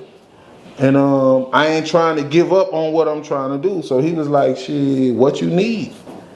And I was like, shocked. So I'm like, shit, last person told me that was Lee Lucas, like, what you need? But he was in jail. So I couldn't accept it. I couldn't even think about saying what I need. And he was talking about 30,000, 60,000, you know, shit like that. And I'm just listening to him and I'm like, man, and if we got to get back to it, stay on it because I need to clean something up about Lee Lucas. Now, I don't know if it was this interview or last time we did it, what interview. But one time I had said that if Lee Lucas was in the position that Gangsta Williams was in, he would have did the same thing. No, he would not have did the same thing. Y'all took that the wrong way. Or maybe he took that the wrong way. But he definitely makes sure that I understood that wasn't what he would have done. And so I had to let him know what I meant by that, so I'm going to let y'all know what I meant by that. What I meant by that is that in the process of knowing Lee Lucas, how Lee Lucas came up, he used to ride the lawyers around in his foreign cars and take them out to lunch and do things for like that, had them in the hood and stuff like that, real high price, expensive lawyers. So I knew he had that type of influence over the whole situation while I was thinking. So what I meant was that I knew if the lawyers could prove to the DA and the judge or whoever else that someone else done it, not Lee Lucas, they'll cut him loose. Not him cooperating at all. So anybody, no. And shout out to Gangsta Williams because good dude. No, shout out to Gangsta. You heard me? I ain't tripping on. I don't want him to think I'm bringing him up. But I just wanted to clean that story up because Lee definitely, you know, like when I say I'm looking at the whole situation like lawyers doing the shit anyway. You feel what I'm saying? Like when it comes to niggas getting out, you know, you basically have to get a new lawyer, pay 20, 30 grand all over again and keep trying. So that's what I meant. Like, shit, if the lawyers can come through showing otherwise, then, you know, maybe Lee can get out. Man, Lee getting out anyway, man, because I know he innocent. He know he innocent. You know, the indictment, all that was messed up. All this was influence motivated because he just was a dude, a young man from the hood with a powerful influence over people over multiple positions in life, races, you know, statures, good, bad, whatever. Like, you know, he was just that nigga. So, you know. Can you, for the people tuning in who, I don't heard like Kevin Gates talk about him. I think I've seen you in a couple other interviews. This one, you didn't say that on my platform. Okay. But just for clarity, like who was Lee Lucas and like to Baton Rouge? Why is it important that you highlight him and clear that up? Because from number one is he's like one of the big dogs. Well, he is the big dog. Like in my section, he was the big dog of all the big dogs. But he stood, you know, on his own. He stood out. You know, like when I ain't gonna dwell on this, but he was a bright-skinned nigga that hung with the dark-skinned niggas or put dark-skinned niggas in bright-skinned niggas position. If you don't understand, I could break it down a little bit more. Like a broad be crazy about him, and he might be older than me or whatever, and he know he crazy about him, and he'll tell her, well, look, take care of him, and if he tell me it was, I'll be back. So I might get some head, I might get some ass for the first, second time in my life. And he never even, tripping about never even come back. But he knew, like, in my position from the struggle, looking like the struggle, it just wasn't going to work. But when a female like you that much, like a woman, not if a grown woman like you that much to where she'll just bless my game, you got to be a hell of a nigga. And it was like Travel Fox. He gave them to me, Animal Bally's, one scuff, he gave them to me. And them was shoes, $400-500. Back then. Yeah, so I was from the struggle, but I still had Bally's on and stuff like that because they was hand-me-downs and I ain't had no curfew, so I was on the scene, you know what I'm saying? So I could have fooled a little female who ain't know no better because I'm G'd up, you feel what I'm saying? Yeah. On the point about Lee Lucas, man, you were saying pretty much he was a hell of a dude. Yeah, but you had, I want to say you asked about something before I cut into. Man, with Kevin Gates, but you said the only other time that happened was Lee Lucas, but he was explaining like his importance to your area in Baton Rouge. Yeah, well, yeah, definitely, because he did a lot of positive things and he helped a lot of niggas out that that was just struggling. Like he may go get it and come back with it. Ain't too many niggas go get it and come back with it. You know what I'm saying? He went got it, he came back with it. Oh. And he always looked out. And he always wanted us to succeed. He was starting a record label. Well, he was starting it. And I was gonna be one of the artists. Lil Wayne was gonna be one of the artists. Mark was gonna be one of the artists, but I wanna say him and Mark was like gonna be the CEOs. But and like I said, it went down and it went the wrong way. And from there he just, he been trying to help me from where he at, but it's like you can't take help from a nigga in penitentiary because you wanna help them. It be times I be like, man, this shit going so fucked up out here. I wish I could just swap places with him and let him do all the great shit I know he could do, bro. Yeah. And then, like go from there because bro, like shit, some niggas is easy and some niggas got it hard, man. This shit ain't easy.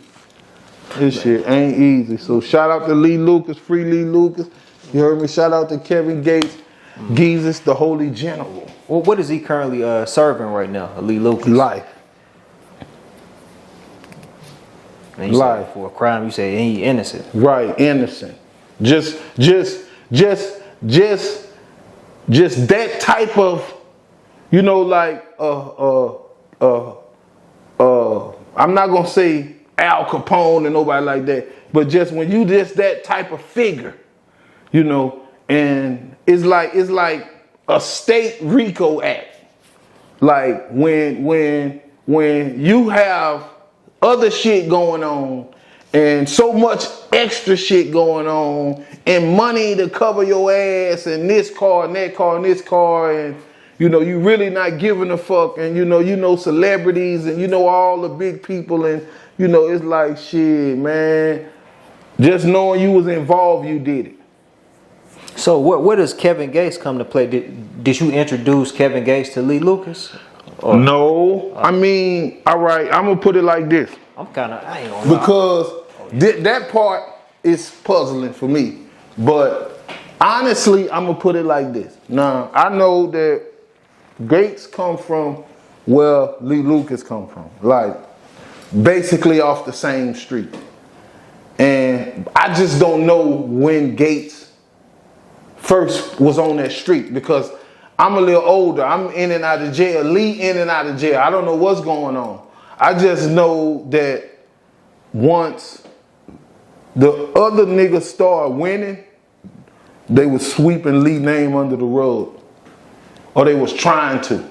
Because this is entertainment now. This is music and entertainment. This is a whole different way of eating. So it's easy to sweep the game and the streets and the street fame and the legends, street legends under the rug.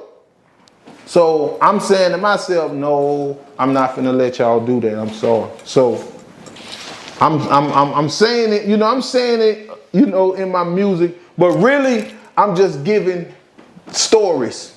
And by us actually being involved, my stories got Lee in them. So his name in this one, his name in that, he did this, he did that, this for the hood, Lee, boom, boom, boom. And then it goes to Free Lee Lucas.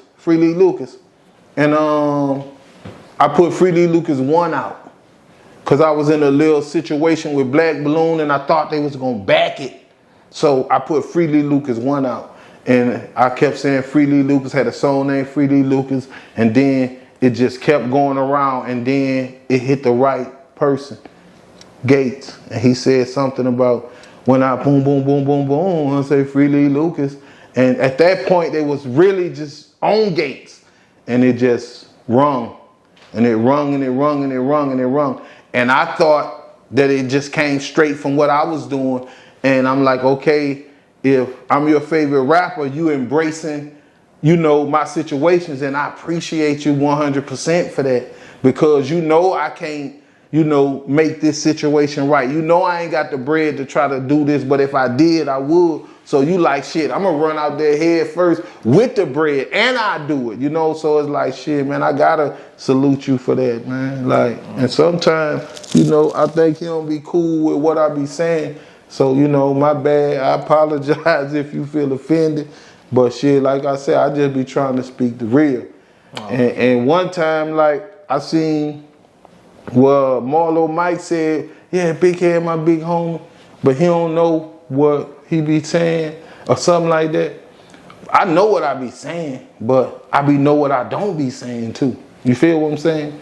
Because you can't just get on a blog and just blah, blah, blah. Blah, blah. Yeah, bro, it's like I ain't trying to incriminate no nigga or say no nigga crimes or nothing like that. I'm trying to come up with a philosophy to help. Even if it just look natural, like I'm just running some shit, I'm trying to come up with a philosophy and a plan to go with whatever plan you got for your freedom. You feel me? So it ain't every man for theyself with me. I'm still trying to help you, even if you don't know, you don't think about it, you don't see it that way. That's all I'm trying to do. Yeah. But other than that, I don't got nothing to say about it. And I wanted to ask you about that too, because he did an interview with Gangsta. And your name was mentioned, right? And he did respond. Yeah, that's what I'm talking about. Yeah. Like that's what I'm saying. Like that's my dude. You feel what I'm saying? I didn't even take nothing away from the whole situation. You take it personally because I knew that from number one he came in so young, and bro, the struggle a motherfucker, bro. So when you trying to combat the struggle, it ain't no limit. So, that's all I can say, bro. Like, I ain't got nothing, I don't know why in the fuck that would even come about like that, but I understand because, I speak on that, but it's like, I speak on it because, like I say, that's my family. Those people really were in my life. Unfortunately, a lot of people, they wasn't in their life. They don't know them. When I said, okay, well, I knew him since he was little. I did. Little bitty boy, I did. So that's true. That's true. Lee Lucas, the shit I said about what we did, how I went, woo, that's true. You heard me? Soulja Slim, that's true. BG, that's true. You feel me? If it wasn't but a little line. Magic, that's true. It ain't my fault. Gates, that's true. Boosie, true. Webbie, true. Fox, true. Like, it ain't my fault that I'm the nigga that's that nigga, but don't get the props of being that nigga. I'm that nigga, man. Man, can I ask you this? Like, you having connections to, like, you said in the past, like a Nussy, but Boosie, you talking about Kevin Gates, but Boosie, you know what I'm saying? You said like, I guess the people TBG, but then you said, I mentioned NBA YoungBoy Has anybody ever outright came to you and been like, you playing both sides in scenarios? Nah, cause they know I don't play both sides. They come to me and be, what up, OG? What up, You straight? You know, I'll be, yeah, I'm good. Cause I walk into it. Like, you know, niggas that play both sides gotta, you know, at least, you know, play the boundaries. I walk straight into it. You know, I might go this way and I might see Theezy, TBG, and be, what up? Get a hug, you know, stay up, you know. May see his dragon. I ain't tripping. I ain't worried. Ain't none of that. Boom, boom. Keep pushing. Might go down the street and bump into OG3. Same thing. Hug, woo, woo, woo, da-da-da-da-da. You know, all right, stay up. Because, you know, I want them niggas to make it. I want niggas to help their family. I want that shit to spread out like it's supposed to. Yeah. I want to see those rich Spurs in the community. Okay, he went and played basketball. That's his mama house. That's his brother and them. Boom, boom, boom.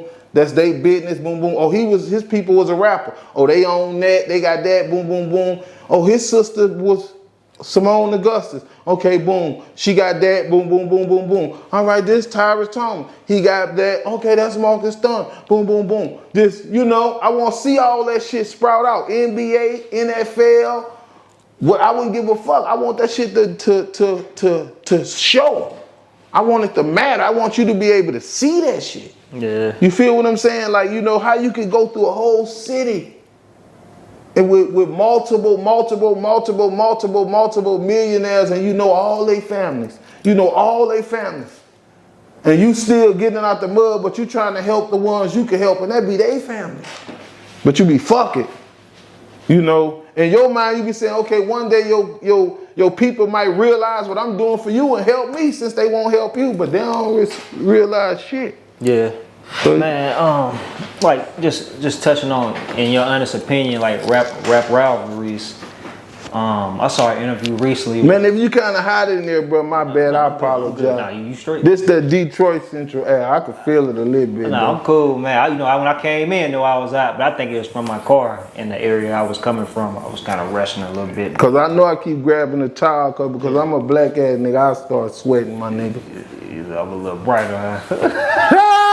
That nigga had to own up for the right nigga. I ain't tripping, I'm brown. I'm like caramel. That's what the lady said. I'm caramel caramel. But anyway, man. That's a bit. But what I was gonna ask you, man, I saw an interview recently, and I want your honest opinion on this, if this is true or not. A dude was on a platform, and he was talking about Kevin Gates, and he was talking about Boosie, and he was saying like, they both don't like each other, but they both don't want to highlight, or they kind of like intimidated or scared of each other. But you know, in both parties, I don't think I ever saw them like collaborate or nothing like that. And you don't heard like the little hearsay here and there. But why do you think? What do you think? What's the? Is it real tension between them two? Well, they did collab. I'm gonna clean that up. Okay, they did collab, so they have a collab. But it's like this here. It's a South Side thing. And when you, both of them, like say for instance, Gates come from around my area, but he got embraced in the bottom. Like niggas put him in motion in the bottom. So it's like this here. You in the bottom, we putting you in motion in the bottom. So you living in the bottom and you rapping, so you carrying the bottom. Except for Cross the Track. And Boo, I don't even know if he over there at this time, but that's Boosie land, Cross the Track. So it's more so about the I don't have to cross that bridge, so I ain't gonna cross it. Like it's more like we building up, so why would I have to, you know, I ain't gonna say it's a pride thing, but like I said, it's a South Side thing. You know, it's like you on this side, you on this side. They got 50 niggas that you represent, and they got 50 niggas that you represent. So if you represent your 50 niggas right, you represent your 50 niggas right. Ain't no need to even just try to cross over. You just gonna stay. I'm gonna represent my niggas, and we gonna do it like that. You gotta represent over there. I'm gonna represent over here. You represent West, I'm gonna represent East. East Pope, West Pope. You represent one side, I represent the other side. Because the niggas came before them. You represent Cross the Track because the niggas come before them. I represent Boosie, I represent Cross the Track. I represent 16th Street, 17th Street, Bright Street. I represent that. For the niggas that came before me, Lee Lucas, Fred Hayes, Tangy Swanson, you know, like them, I represent it for them. So, you know, it just keep going on. But I'm like, shit, that was it. And then I grew a little older, it was the whole South Side. Yeah. Because it was like balanced off. I was respected and elected through the whole thing. So I'm like, shit, I'm a South Side nigga, fuck it. But you don't think there's no real issue between them? Nah. You say it's just the South Side. They just only thing that I would say is that shit, like, put it like when by not going back in the community, it looked like it's a problem. But once the people in the community get some, it ain't gonna be no problem because them the ones make it seem like a problem. Sure. Because they want to make it to be a problem why their situation ain't prevailed out of the situation. Because it's a problem, but to my knowledge, bro, it's all good. Like when niggas eating and niggas doing what they doing, it's all good. It just be the ones who ain't got no motion that got a problem with a nigga. And even saying something like that, I think about Cash Money and No Limit. They was talking about Baby and Master P, and they was saying it really wasn't a real deal issue between them, but it was more so the people that they was associated with. Right, like I say, it be like the rap niggas be the voice and the street niggas be the problems and the beef. But once you start speaking on it or being vocal about it, then you have to carry it too. So that's what it basically be. Like I said, it be them 50 niggas. It don't be you. You just be the voice of the whole area. So, you know, nigga looking at you already like, shit, man, you done already start rapping about the hood because, you know, you can't help it. So once you rapping about the hood and shit going on about the hood or niggas in the hood, you see a nigga doing good, you got to put him in your rap. Now, you don't know next week from later, he going to be beefing with another nigga, but you done already put him in your rap, so you done already chose this side if you don't, you know, so that's just how it go. Like guilty by association. Right. Yeah, well, I feel like Gates came with more music and has more potential to make more good music. Like Gates was heading for awards and shit when he went to jail. See, it's about awards and shit with me. Like Grammys and all that. Like I still be on that type of shit. So, you know, it looked like Gates was on path for that. And that's why a young boy win one, he'll go to the top of the list. Because, like, it's just rap so far behind, I don't give it a good listen right now. But, like, that song with Young Boy and the Migos, I thought that should have won an award for best collaboration on higher levels. But I don't know what happened to it. But, like, that's what I look for, artists who want to reach that level. You know, like, you know, Webbie shot for that. Young Blvd shot for that. You feel what I'm saying? Like, those were some good examples of who shot for awards. You know, like, how you do that there could have won an award. You know, Bad Bitch could have won an award. For sure. Give me that. Give me that could have won an award. The Independent winner award? Yeah, well, I don't know, but it could have. I ain't want to bring up Independent because I made that up. So I ain't want to look like I was trying to take credit for saying what I did made an award. Man, but I definitely felt like Independent could win an award too. Hold on, man. Why you throw that out there, man? Did you really make that up, or did you just kind of, or you want like y'all in a session like brainstorming ideas and y'all came? No, we on the road. We doing shows. I'm not getting paid. You know, like it's grimy. It's hard. Webbie throwing me a lit ends here and there. and he betting on me rapping against other people that's on the shows and shit. And if I win, I get the money. So that was some G shit he was doing, you know, trying to help me on the tour. But once we sung Bad Bitch, and like, I started noticing that the stages was getting bigger and bigger. So I didn't want to ride his coattail because I always wanted to be my own superstar. So I'm doing what it takes though. So if he on this side of the stage, I'm on that side of the stage. So, but when it get to the part, INDEPENDENT, do you know what that mean, man? It's like, I'm with him, I'm hyping him, I'm ad-libbing him. I'm one of the best hype men you can find. You feel me? That's how solid I keep.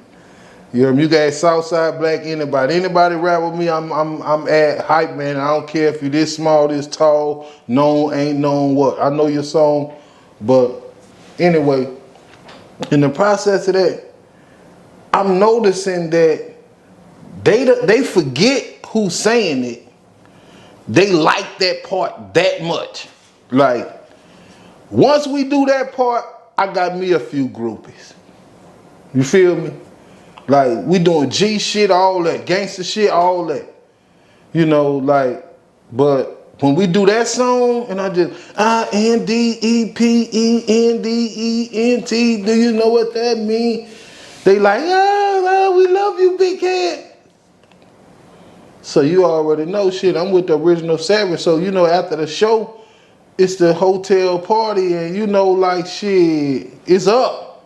So I'm like, man, bro, they don't even discriminate. Like, they looking at me like I'm him.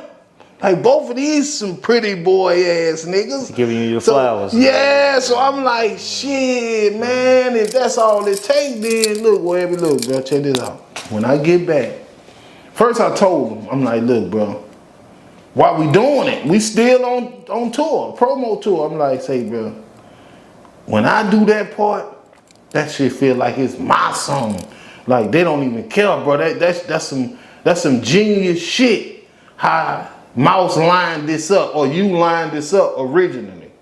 But it's some genius shit. But I'm telling him, so I'm gonna make me a song with that. And he like, what you mean? No, with that. With you saying that. And the only reason why I ain't gonna get you to say it live or ask you to say it live is because I know Mouse can do it. And we can use the sample. So you ain't gonna say no. You feel me? You like, shit, that boom boom bet. So he was all for it, and I'm like, I'm gonna need you to get on there. Boom, bet. So now I'm happy. I'm saying, now I done figured it out. T kept telling me, you gotta figure it out. Mel kept telling me, man, you gotta come up with the song.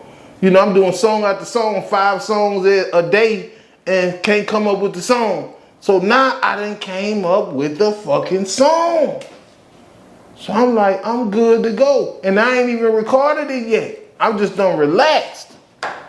So we get back, I run it to him. Boom, boom, boom. I let the ones that need to know. Turk, Mel, Mouse. Maybe BJ, maybe. I don't know. But I know I let them know. And I got the green light from everybody. Ran it by Mouse. So Mouse knew in his head where I was going with it. He knew. So story come up that it didn't go that way. I lied about that too. So apparently. So story is somebody else made it up, and Fat and Be Real made it. So I'm like, I don't know nothing about that. From number one, like, I moved on my own. I moved how I moved. So I wasn't spending the night at no nigga house or nothing like that. You know, like, shit, I was moving how I wanted to. I went home at night. I went back to the struggle. So niggas may knew more than I knew. I don't know. But I had no idea that Mel went back and said, you make the song. Be Real. You make the beat. You make the beat for Fat though. I don't know nothing about this. So I'm clueless. Nigga dry snitched and said that. Trying to contradict what I'm saying, and I'm telling the honest to God truth. Now nigga trying to contradict what I'm saying, and then dry snitched on the big dog. I didn't know Mel went behind my back and told Be Real and Fat to do that. Because Be Real say he did it. He said he made the beat. I don't know nothing about that. I just know when the song come out, Mouse made the beat. With the hook like I instructed him to do it. But Fat was already on there. But he was on the hook. So I'm thinking we fine. I'm like, shit, we good. Fat on the hook. And me, Boosie, and Webbie gonna do the verses. So I'm like, I know I got one. And then T just told me, well, you don't need to write your verse. You ain't gonna be on there. No, he was just like, man, when we got there, it was in motion. So I'm either Boosie was recording or something. But I know it was in motion. But Boo ain't really know nothing about all this other shit, I'm assuming. So we going there straight, and I knew Webbie was writing this shit, so I'm writing mine, he writing his. Nah, I get the word, you know, man, you ain't gonna get on that, so I just stopped writing. So now I'm helping Webbie. So, you know, I ain't helping him with his lines, but I'm helping him with his delivery. And, you know, how he should deliver and what he should say and how he should say it, because he's doing his own line. But he knew that it was my song, you know? So he had to sit there and right in the middle of it and just accept it like I had to accept it. Because he, you know, Webbie solid. We like brothers. He really wanted me he really wanted that to work for me. But he didn't have no control over it, and he ain't gonna speak on it. Why do you think, if you feel like y'all was solid, y'all was like brothers, why wouldn't he step up and be vocal about it if he know this is gonna be a good look for you?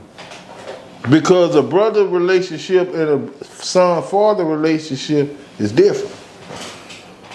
You can have a stronger relationship with your father than you can have with your brother. They got father-son relationships going on. See, we was all brothers with me. Cause I'm like middle age. I'm too old to be Turk or Mel's son. Webbie might could have squeezed in there. So them was my brothers. We was all brothers. We wasn't no over me. You know, like Uncle Slim, Big Slim, he was like OG. So, you know, rest in peace to Big Slim, but it really wasn't no over the older niggas. I was part of the older niggas. That's why, like, I was part of the street part. Like, so I took them niggas' word. Like, I believed everything they said because their street credit was attached to what they were saying. You feel what I'm saying? With me anyway. Mm-hmm. So after that, you just silent about everything. Because at this point, you already got a little taste of how that feels by being on the stage touring with Webbie. Then you come up with the idea to create the song, and they just run off and leave you out of the mix completely. Right. But you was like the brainchild of everything. Do you get like some type of under the table, you know what I'm saying, compensation for that, or any like royalties? I won't even get the recognition for that. Cut for the song and nothing. Because I'm from Detroit. I won't even get the recognition for that. What other reason why I can't get my recognition for that? Why? You tell me. The only other thing I could imagine would be because they don't really want to see you shine, become a star. Why would be that? Because I'm from Detroit. It's gonna keep going back to because you from Detroit. You really believe that? I mean, I can't see no other way. I lived it. But you don't think it can be more so that you would just be a threat though? Like they know like you really the ace in the hole. Yeah, that be the real reason. I'm from Detroit is the excuse that they'll use if they need one. So that's really just like a scapegoat then. But I mean, you really gotta stay from around me, because if you get around, like I say, you can be the richest nigga in the world, but when you get around a real nigga, What's the difference? it's different values. So, you know, you could just stay from around me even if it comes to in the booth. You know, like, okay, as long as we ain't on the same song, I'm better than him. But if he get on the same song with me, then they gonna see what he gonna do to me, and then they gonna have a different opinion. So that's why the ones who we ain't done hooked up, they just stay safe. They just stay they distant. Because they know them will be the ones that'll say, he from Detroit. Have you ever personally heard that though? Plenty times. How do you respond to something like that, considering like all I be proud. All I'm saying, all the work you know put in out there, all the accolades musically as far. No, because see, the it's time like this here. When you don't have nothing, anything extra you got is something. So that was something. Like when my cousins met me, that's all I had. That's it. And they knew that before I got there. I didn't have clothes when I got to Baton Rouge. But I was from Detroit. That meant something. That meant something. You from Detroit. That meant something. You from Detroit. It meant something. And then once I made my name in the streets, it was in the hood. It was in the South. It was, you know, I earned that. So that's why people, you know, like they got niggas born there wasn't moving like I was moving on the type of time I was on. So it's a whole difference. So that's why they just Baton Rouge, because I earned that. I ran the streets. I ran them cuts. I was in the trenches. I slung out. I did everything it was to do. And like I say, I made it out clean. Why not come to Detroit? Why not? I made it out clean. Yeah. They try to keep me stuck in that shit. They try to keep me buried under that hate, under that pressure, under that trigger. They try to keep me stuck under that. No, man, Nigga, see, the niggas in Baton Rouge, they'll walk up and kill you faster than they'll ride up and kill you. And you got to be in walking distance. I ain't in walking distance for no nigga now. Not from Baton Rouge. The nigga killed me in Detroit, I died at home, fuck it. But a nigga ain't gonna come from Baton Rouge and do it, not walking. So that eliminates the walk-up factor right there. Because that's why a lot of niggas die in their hood, at home, or you know, shit like that. So it's like this. If I have to earn all that here, I ain't earning no street credit here. I don't want no street credit. I keep my Baton Rouge street credit and all that. You know, I don't want no street credit. I want to help Detroit be all it could be and be like big like it's supposed to be, like it is. Because you know, you can survive just off tourists. You feel me? If you present your shit the right way. I want to be in the Detroit in the Palace rapping my song at the game. I want to be at the Lions game, you know, when they win their first Super Bowl, running my song because I had one that fit what they trying to do. You feel what I'm saying? And you know, that's a whole different market. You know, once you make that, they say, okay, we got 8 games, 12 games, 16, 17 games a season. You got to come every week and run your song. You feel me? And that's a whole different check that niggas can't even count, but that's a check, a real check. They might say, okay, we gonna give you $200,000 for to come run this song 16 times just because the fans like this bitch. Come on, man. Then niggas, it's a whole different lane. Like that opportunity, you don't get that in Baton Rouge. It's too much, like I said, it's too much opportunity left. It's too much shit need to be promoted and advertised and marketed. Like here, bro, I can walk in a store, in a dispensary and buy this. Good shit, Zaps, $75 out the store. Why I got to go buy weed from a nigga now? I can go in the store and get a Zap for $75, some good shit, and smoke it where I want to smoke it in Detroit. Man, niggas need to move to Detroit just because of that, bro. Niggas in Baton Rouge still fighting weed charges and shit, man. Can't smoke, you know, where they want to smoke and got problems and all that because of smoke, when in Detroit, you can go get it out the store. And if you don't want to go to the dispensary, they got niggas in the store, the regular store. If you know them, if you on game, you know if you solid, in the regular store. Nicks and all of that good shit. So that you can't miss. Like, struggle niggas can make it better in Detroit because it's more designed, but it got a bigger market too. You know, like you can help the community here. Like you can work for some big companies and Chrysler and all this, and you know, and you can pull it, you know. Motor City, man. Like creativity, talent, you know, it go a long way. It don't get old in the Motor City. See, in Baton Rouge, they'll say, yo, you too old. Motor City elevate with you. Like I say, you can be running raps or songs at the game or opening up something at, you know, Central Station. Who knows? No, for sure. You know, you just gotta just put. It ain't hard to get it to them. Put it like that. Everybody in the same mix.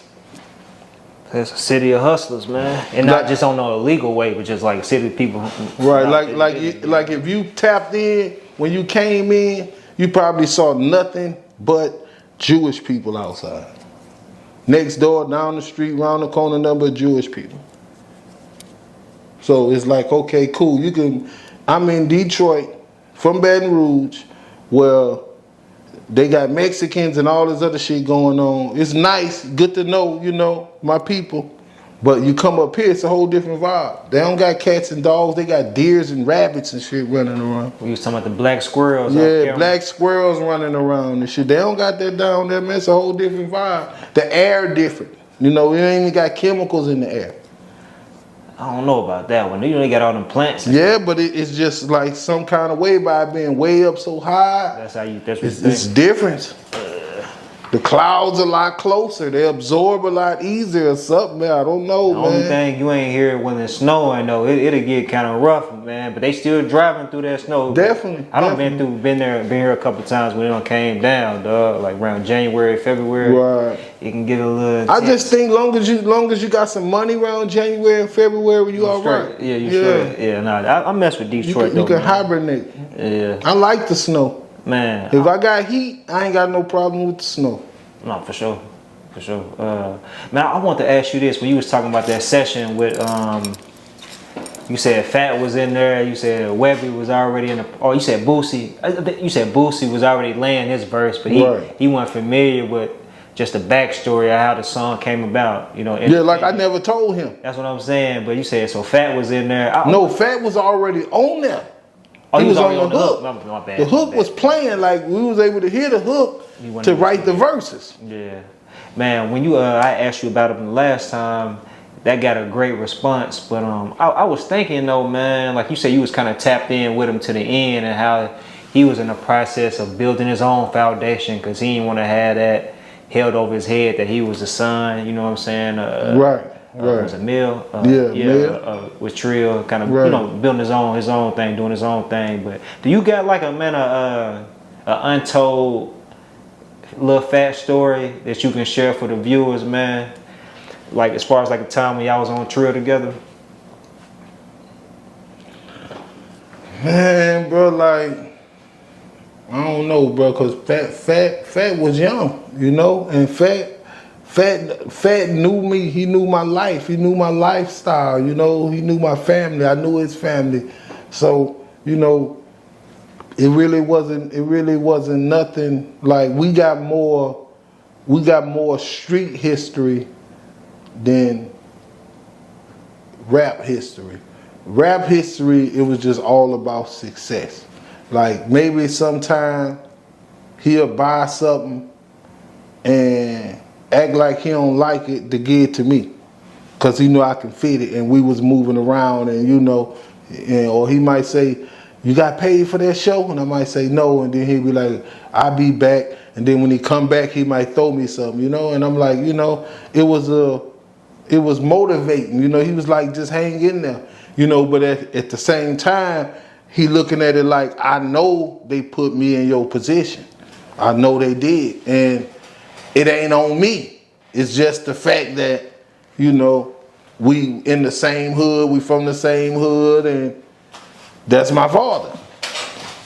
Cause like when he was coming to find me and shit, he wasn't in it yet, cause he wasn't old enough. But soon as he got old enough, he was ready.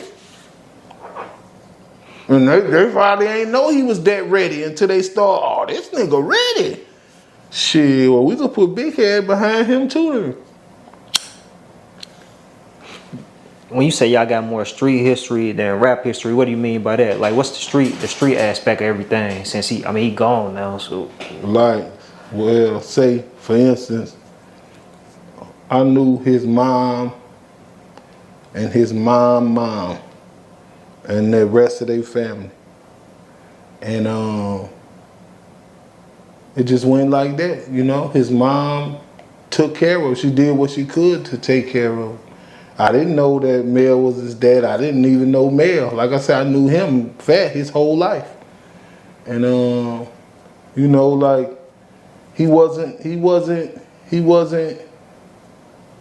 know, he wasn't in my generation. So we didn't hang or nothing, but you know, I used to hang with some people that hung or dated his mom.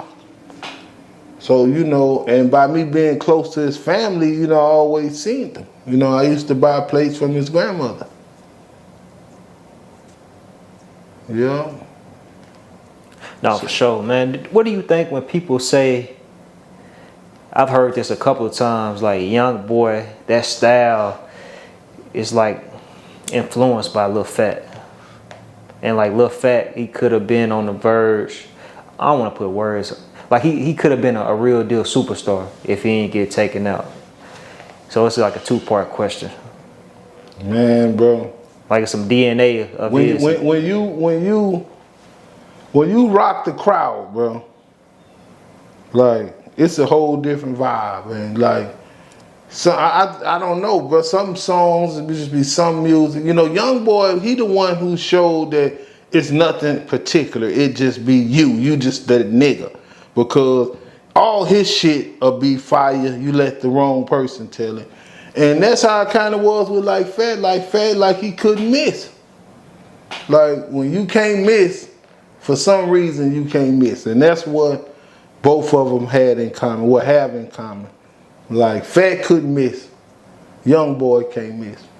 I don't know if the following or what, but the song you just be, yeah, that bitch it. That bitch it. Like, but Young Boy was like, he was taking on the radio, over the radios and shit. So I was like, that's different.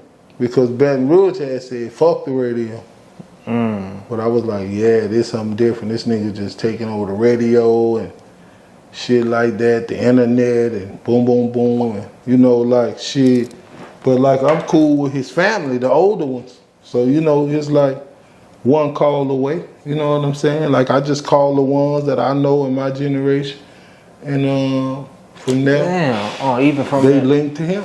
Hold on, so y'all never done any music, have you? No. You a Young Boy. I know you said Gates said you was his favorite rapper, but Right. I don't know if y'all got no projects or nothing in the works, but like somebody like a Young Boy. So you say you tied in with his family though? Yeah, definitely. Have you ever saw him maneuvering around Baton Rouge before you blew up? Yeah, I saw him before and after. Like I ain't gonna say I knew he was coming because it happened so fast, but like one time, like I had tried to holler at his mom, even though she like shot me down on the cool. But the only reason why she gave me a little response is because she wanted to see how far I was off with the rap because her son rapped. But yeah, I knew he was, you know, coming. Well, she let me know, like, yeah, my son, I'm telling you. And then I just start seeing it on different people's page. Yeah, that nigga there, that little nigga there, that little nigga there. And I'm like, I wasn't even trying to see what was going on with him and TBG because it happened so fast. Like, I didn't want to even, like, get into that part. I was just trying to stick into the talent part. Yeah.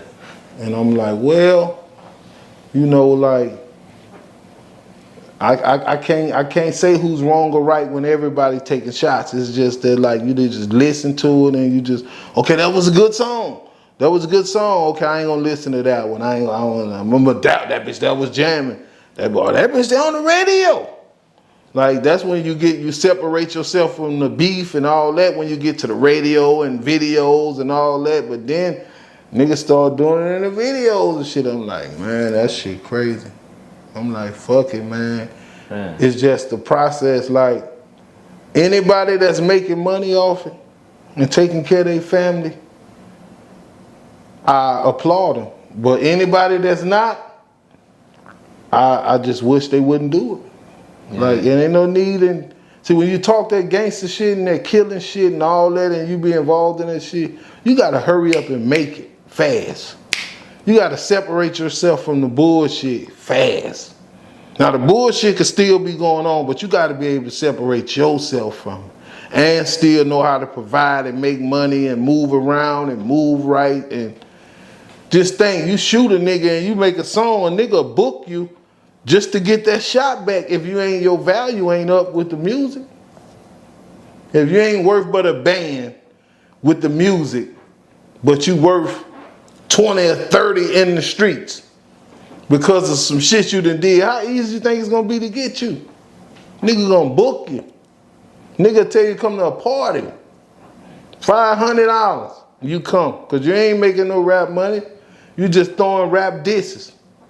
Nigga come through the party with the switch, hit 9, 10 people, and ain't get paid but a little something, but more than what you making, but all because, you know, niggas loose lip and the internet and shit. Man, you mentioned TBG. Obviously, you done been open about your connection to Ivy, you know, from like a youngster, from a kid. Right, definitely. Correct me if I'm wrong. Isn't he kind of did he plant that seed for that? Definitely, yeah, definitely. Like he started it. He didn't only plant the seed; he started it. And what I mean, started it is with finances. You feel me? Like any nigga can say something with their mouth, but when you actually put your money into it, especially if it's street money or something, like he started it. And the problem was that he was gonna be the artist. He was an artist. Yak was an artist. Ace was an artist. Maybe Jock was an artist. I don't know. But he was waiting on me. I'm back in jail because me and Ivy was making little tapes. You know, so, you know, like we been rapping together, but we was making tapes, but I was always the nigga. You feel what I'm saying? Just like from the beginning, like I say, from the time I came from Detroit, I was that nigga when it came to rap. So, you know, like shit, he waiting on me to come home because I was already his ghostwriter. I had every song he rapped, I wrote, that I heard. Ivy. Low Riding on the Hunt with a rocket launcher, I wrote that. Other songs he had, I wrote that. But I can't remember, I know I heard them because we had like a little CD, Uptown All-Stars and all that. Like TBG come from Uptown All-Star. Because like I got Uptown from BG. Because BG was the first impact from New Orleans. So Uptown got them catching up the golf quicker. So we right down from the downtown. So I'm like, well, this Uptown. So many foes being thrown. Like foes was like this at first. So I started doing it like this. I made them give up a little recognition. So after foes up got right, then I just fuck it. We're gonna throw the U's up. Uptown. So Uptown come from BG. So salute BG with that. He did do that. He did help change the whole culture in Baton Rouge. Niggas don't know that. But because we started that shit. And I was the one brought it to the music and officially made the top of the South Uptown, Baton Rouge. But Ivory was in odds with that. because he wanted to call it the top. He thought Uptown was, he knew where I got it from, and you know, I was standing on, but it hadn't worked. I had the whole hood on it. So that's what he said he wanted to be Top Boy, because the first project was Uptown All Stars. So I had them won with the name battle. Wookie was with it, you know, we Uptown All Stars. Me, Wookie, Chill, Ivory, Yop, Dino Danger, you know, a few of us. So, you know, we Uptown All Stars. So from there, like, that's when I went to jail. So now he's saying, okay, we finna do our own shit. So they trying to do something, but he's stuck with his vocals. He need me. So he waiting on me. So when I get out, the problem is now that I'm out, he ready. Boosie done elevated some more and got more other shit going on, more shit with the label done got more involved, and now he can't move how he wanna move to help Ivory.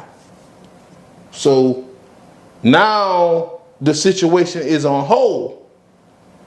So that might be where they was in odds at, but it was just that, because Ivy was ready to get down and rap. I'm ready to do it for him because I'm involved with Treal too, but all I basically got to do is write. And I didn't mind getting on there. I wasn't getting paid nothing. Boo trying to get his shit straight with him, so he ain't trying to have too much outside the label shit going on, because that's where the problem come in at with the label. That's where you lose money at. That's where they tell you they don't got to pay you at when you do things like that. And Boo was really trying to honor them and not do that. But at the same time, I was like, shit, the time now. And Boosie was already saying, this for my big head haters, my dog will be back. So I really embraced them for that line, and they became intertwined. So it was all really basically all because of me. So, but when I got out, now Ivory ready to get it. He got his money ready. He ready to pay me. He ready to pay Wook, because he knew I wasn't getting paid. So he ready to put some money in my pocket. He ready to pay me. He ready to pay Wook. He ready to make this shit happen. And then like Boo will start not be available. And we at the studio, we waiting on them to come because we know we can get to work. And then he started not being available. And I'm telling Ivy, like, bro, like, he want to do it. I'm telling him, Boosie want to do it. I know he want to do it. But it's just he trying to get his business straight with them right now at this point. Yeah. You know, but you know, Ivy, like, man, I don't understand that. We've been doing what we've been doing since you've been in jail, big head. You don't know what you talking about. But I'm able to go to the studio, and when I hook up with Trill and Boo there, that's what I'm trying to talk about. You know, I'm trying to see why the situation with Ivy not moving, because I'm finna get 10 bands at least to just get it started. So, you know, but I kind of knew, you know, I could read the lingo from the label, you know, like, shit, you know, that shit don't go like that, you know, and I'm like, they thinking I'm on some hood shit or whatever, trying to push the issue. So, you know, I can't tell him to do it, or, you know, even say, Boo, you know, because that's where nigga bread and butter come from. So yeah, did that draw like a wedge between them before he passed away? No, he passed away before. Like I don't know if that was the wedge, but I knew like that was the last time that he tried to reach out to him, because this was the day before his birthday. What? Yeah. Like he was ready to go on, you know, have some shit in for his birthday. He wanted it all to be official. So we hype. Now, keep in mind, goes back to the original question. Now, TBG them there. They there at this point. But they like fly guys. Like they niggas that I want to say that was from the hood, that was holding their own, like in the clubs and like shining and getting their hustle on and with the bitches and shit like that. Some of our homeboys from off the other side that was doing their shit too, from down the street. You feel what I'm saying? but they doing their shit too. But at this point, they there because of they doing their shit. You feel what I'm saying? And how they moving and the soldiers they got involved, and you know they got a nice little team. You know because this the South, so you know they got blocks of real niggas around every corner. You just got to know how to single them out. So in this little group, you know, it seemed like some real niggas that was getting money linked up. So when that happened to Ivory, now keep in mind, Ivory was the one that was financing it. So it was just left hanging. Like, because nobody really put no money into it. Because it really wasn't no rapper, but niggas still had passion. So what niggas did was they say, well, maybe the top, you know, the lieutenants knew what the plan was, so they were still trying to get Boo to follow through with, you know, the put on situation. But it never took place. So that's when TBG actually separated from Boo. See, they were still with Boo for a while after Ivy died. But once, you know, after so long they didn't get the proper put on, and a couple of them said, shit, we general status, or we'll put some into it. And that's why I want to say I was in jail, but that's when Cleasy stepped up, West. That's when he stepped up and said, well, I'm going to put some of my money into it. So by me putting my money into it, I get to be the CEO. So now I put my money into it, and I've got some artists to develop. And that was G Money. So it's like it took a whole turn from what it originally was to that, but it was still the same thing. But like I say, the man stepped up with his own bread, because if you wasn't putting no bread into it, you was just talking. Yeah. You could have been screaming TBG all you wanted until you just say, okay, I'm gonna get a label, get it done right, get some chains, do this, put this much into this, get some studio time, and boom, boom, boom, you know. And then once that happened, it was just like shit, the birth of TBG. And you know, like it was like, I don't know if they migrated away, but like I say, around in that area, we was around there so long, and they was around there so long by Wookie. And then Reddy came after that, young Reddy, and he was from Glen Oaks. So he was giving it another angle anyway around Wookie's studio. So they just migrated and started doing their own thing. Did it ever come to a point where you almost became TBG, considering like your past with Trill? If TBG, like, see, me and Wes is like, me and Cleasy, we like the same age. We went to school together, we went all this and all that. So like I say, it'd be hard for a nigga to say here. Oh, to pay you. But if he say here, or if he would have said here, now he said, man, come fuck with us, call me. He said all that. But at this time, like, I'm trying to get motherfuckers to understand, like, if I wanted to work for free or for fame, I would have stayed with Treal. So I'm like, I'm not biting on none of that shit. You know, I want to be an asset to a record company that's paying. You feel me? Because I want to try to get to, like I said, awards and, you know, big shit, you know, get past all that little shit. So I've been stuck in that shit all this time. So it's like, shit, you might well go to Detroit.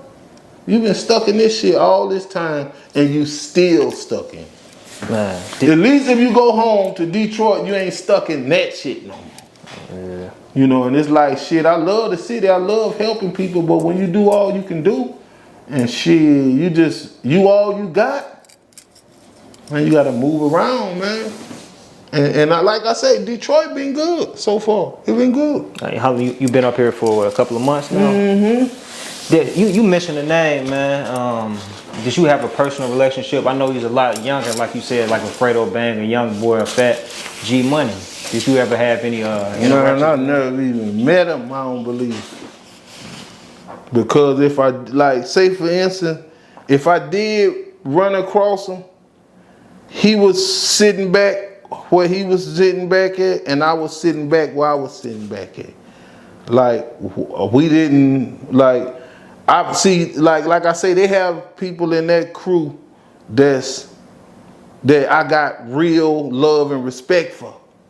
So I don't try to mix that with just seeing somebody or somebody coming along, or if I see them with them or what, because I really don't believe in handshaking, giving a nigga handshake number one time, unless we have to go to war and peace, war and peace, war and peace. Because if we at peace, we don't need to shake hands no more.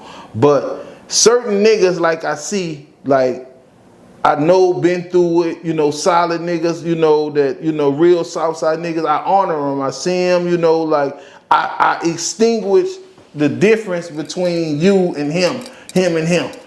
I ain't gonna run up on you just because you got what you got going on. I'm gonna go to the nigga that I know, that I've been fucking with from the streets, from the block, or, you know, that know my struggle, and I'm gonna run up, show him some love, and, you know, jab with him, or let him be the man of the hour, and me and the other niggas can just sit back in the back. So I didn't get a chance to meet G Money, but like but I will say that, you know, that I kind of felt it when he died, because I was still, you know, like the Ivory thing don't never go away. So I was still kind of feeling like when I heard TBG, I was still feeling Ivory. And it was like when G Money came along and everybody else was still intact, it felt like they were still connected. But when he died, you know, like I was like, damn, like I was feeling like that now he's where he at by association. You know what I'm saying? Like, okay, if they had a heaven for TBG, you feel what I'm saying? Ivy there, Yacht there, Ace there, whoever else from TBG there. You feel what I'm saying? So I felt like I honor G Money because of that. He in TBG heaven. And I don't, even if I don't know him, just like Boulevard Quick. And I knew Boulevard Quick. Like Boulevard Quick is one of the ones that I feel that I wish could have did something for his family. Because I know his family and I knew his struggle. But you know, like sometimes shit happens so fast, you know, like 1 minute he like, big head, I want to rap. And I'm like, okay, you know, here go $10, you know, keep your head up. Cause you know, this one his pops was in and out of jail. He was living with his grandmother, you know. His mom had passed, you know, stuff like that. So I'm like, keep your head up, keep your head up. And he was on South Boulevard. South Boulevard is between where we at and East Boulevard. So he grew up in the middle, but his dad was from East Boulevard, Big Quick. So, you know, and he already had like ADD or something like that. So when you mix that with the streets and juice, like he turned his into juice. He's like, fuck that, like I want the juice. See, like a lot of niggas turned from, you know, being slept on or, you know, teased or handled or left for, you know, to look stupid into juice. So it was like shit, like once I saw him rapping, I was like, good, bro, like thank God, like his family done been through it, on a few of them left. I'm like, do your thing, man, do your thing. Then it was over. I'm like, damn. Like it's just as soon as it started? As soon as it started. You didn't get an opportunity to really... He didn't even get an opportunity to show how talented he was. You know, it was just like, it was like everybody was birthing their own style. He had his own style. You feel what I'm saying? So it could have really, really went somewhere. But it was like shit, in the process of how the rap game was going then, it was like shit, you gotta be more active than, you know, rap anyway. So I'm like, shit, everything was authentic though. I'm like, I need a lot of this to help these people families. Yeah. Because like they got some motherfuckers commit suicide. They got some motherfuckers just, you know, throw their life away. It's like, well, shit, just, I mean, I don't know what goes on with your in your mind, but I just know that you can't pick your family, you born in it, and you know, things like that. So whatever you could do to help. Don't crash. Don't make an opportunity and blow it. Like take that opportunity and grow it. You know, push something that way, push something that way. Do something so, you know, you can break the cycle just in case if it go bad for you, you know, it's still there. Why you think Diddy going through what he went through? He had all those big artists and none of their families or nothing got shit. You know, it's like, man, you're going to have to pay for that in the end. You got to pay for that. You know, because it ain't nothing but money. Why you got people suffering? Why? And your money just sitting there. Big head, man, bro. Like, but I ain't trying to be messy or negative, but ain't that pretty much what you saying when it comes to somebody like a Boosie or somebody, man? Like people who got paper, but you said even TBG, but they don't want to pay you though. Right. So you don't feel like it's what's understood don't need to be explained. Oh, for sure. We ain't got see the rest of it be street shit and be hood shit. See, I can't persecute a nigga because he don't want to give me none of his money. I might know him outside of that. Like I said, it ain't all about money. If I looked at it for all about money, then that means I ain't shit. You feel what I'm saying? So I got to keep my principles and morals and all that intact. So I'm moving like that. So if this nigga got money, like I say, and I'm gonna say this: if your friend got it and you ain't got it, that ain't your friend. So respect the code, the policy, playing your position. All that ain't got nothing to do with being real. You just doing what you supposed to do. That don't mean no another nigga gonna do what you do. Yeah, you can't expect for them to do what you would do if you was in their position. Right. So if you fuck with them, you fuck with them. You don't, you don't. Regardless. You know, but that don't mean don't ask them. That don't mean don't ask them. So I still ask if I, you know, push come to shove. I still ask them like, you know, it don't matter who it is. Because I know if the shoe was on the other foot, or I know that what I do, and then like I said, it ain't all about money. Sometimes it be about what you can say, well, how you can help somebody else, family member, anything, you know? So it be like, shit, like I be due for, it just be my due diligence. I don't be out of line. You feel what I'm saying? I ain't gonna go to no nigga who I done said fuck or anything like that for anything, because I'm gonna understand that, you know, that even if I was just talking, it comes with, you know, it comes with the territory. So I'm like, I ain't, you know, I don't do too much of that. But I, you know, the niggas I reach out to them because I can. I don't reach out to them because I want to. You know, I reach out to them because I can, and you know, like I don't know what may happen or how it may happen, and I don't take it personal. Because I remember one time I needed some bread. Like I had a little apartment and my rent was like $500 a month because it was like a little fourplex, little garage, little apartment. I'm a rapper and everything, but you know, it is what it is. But it was mine, so. Got caught up in the music. Like I say, it probably was some shit where I had to go out of town and be gone and stay gone and, you know, don't get no bread. So I just made it back and I was like, yeah, boo, I need some bread, you know. And he was like, shit, man, I'm gonna keep it real, but it ain't finna be going like that. And I was like, shit, I get it. But, you know, I understood he wasn't the CEO, you know, like he didn't. You know, the same nigga told him what he told him, told me what he told me. And he looked at it like, shit, I made what I made, how I made it. So, you know, and like I say, shit, whatever I make out this situation, it got something to do with him.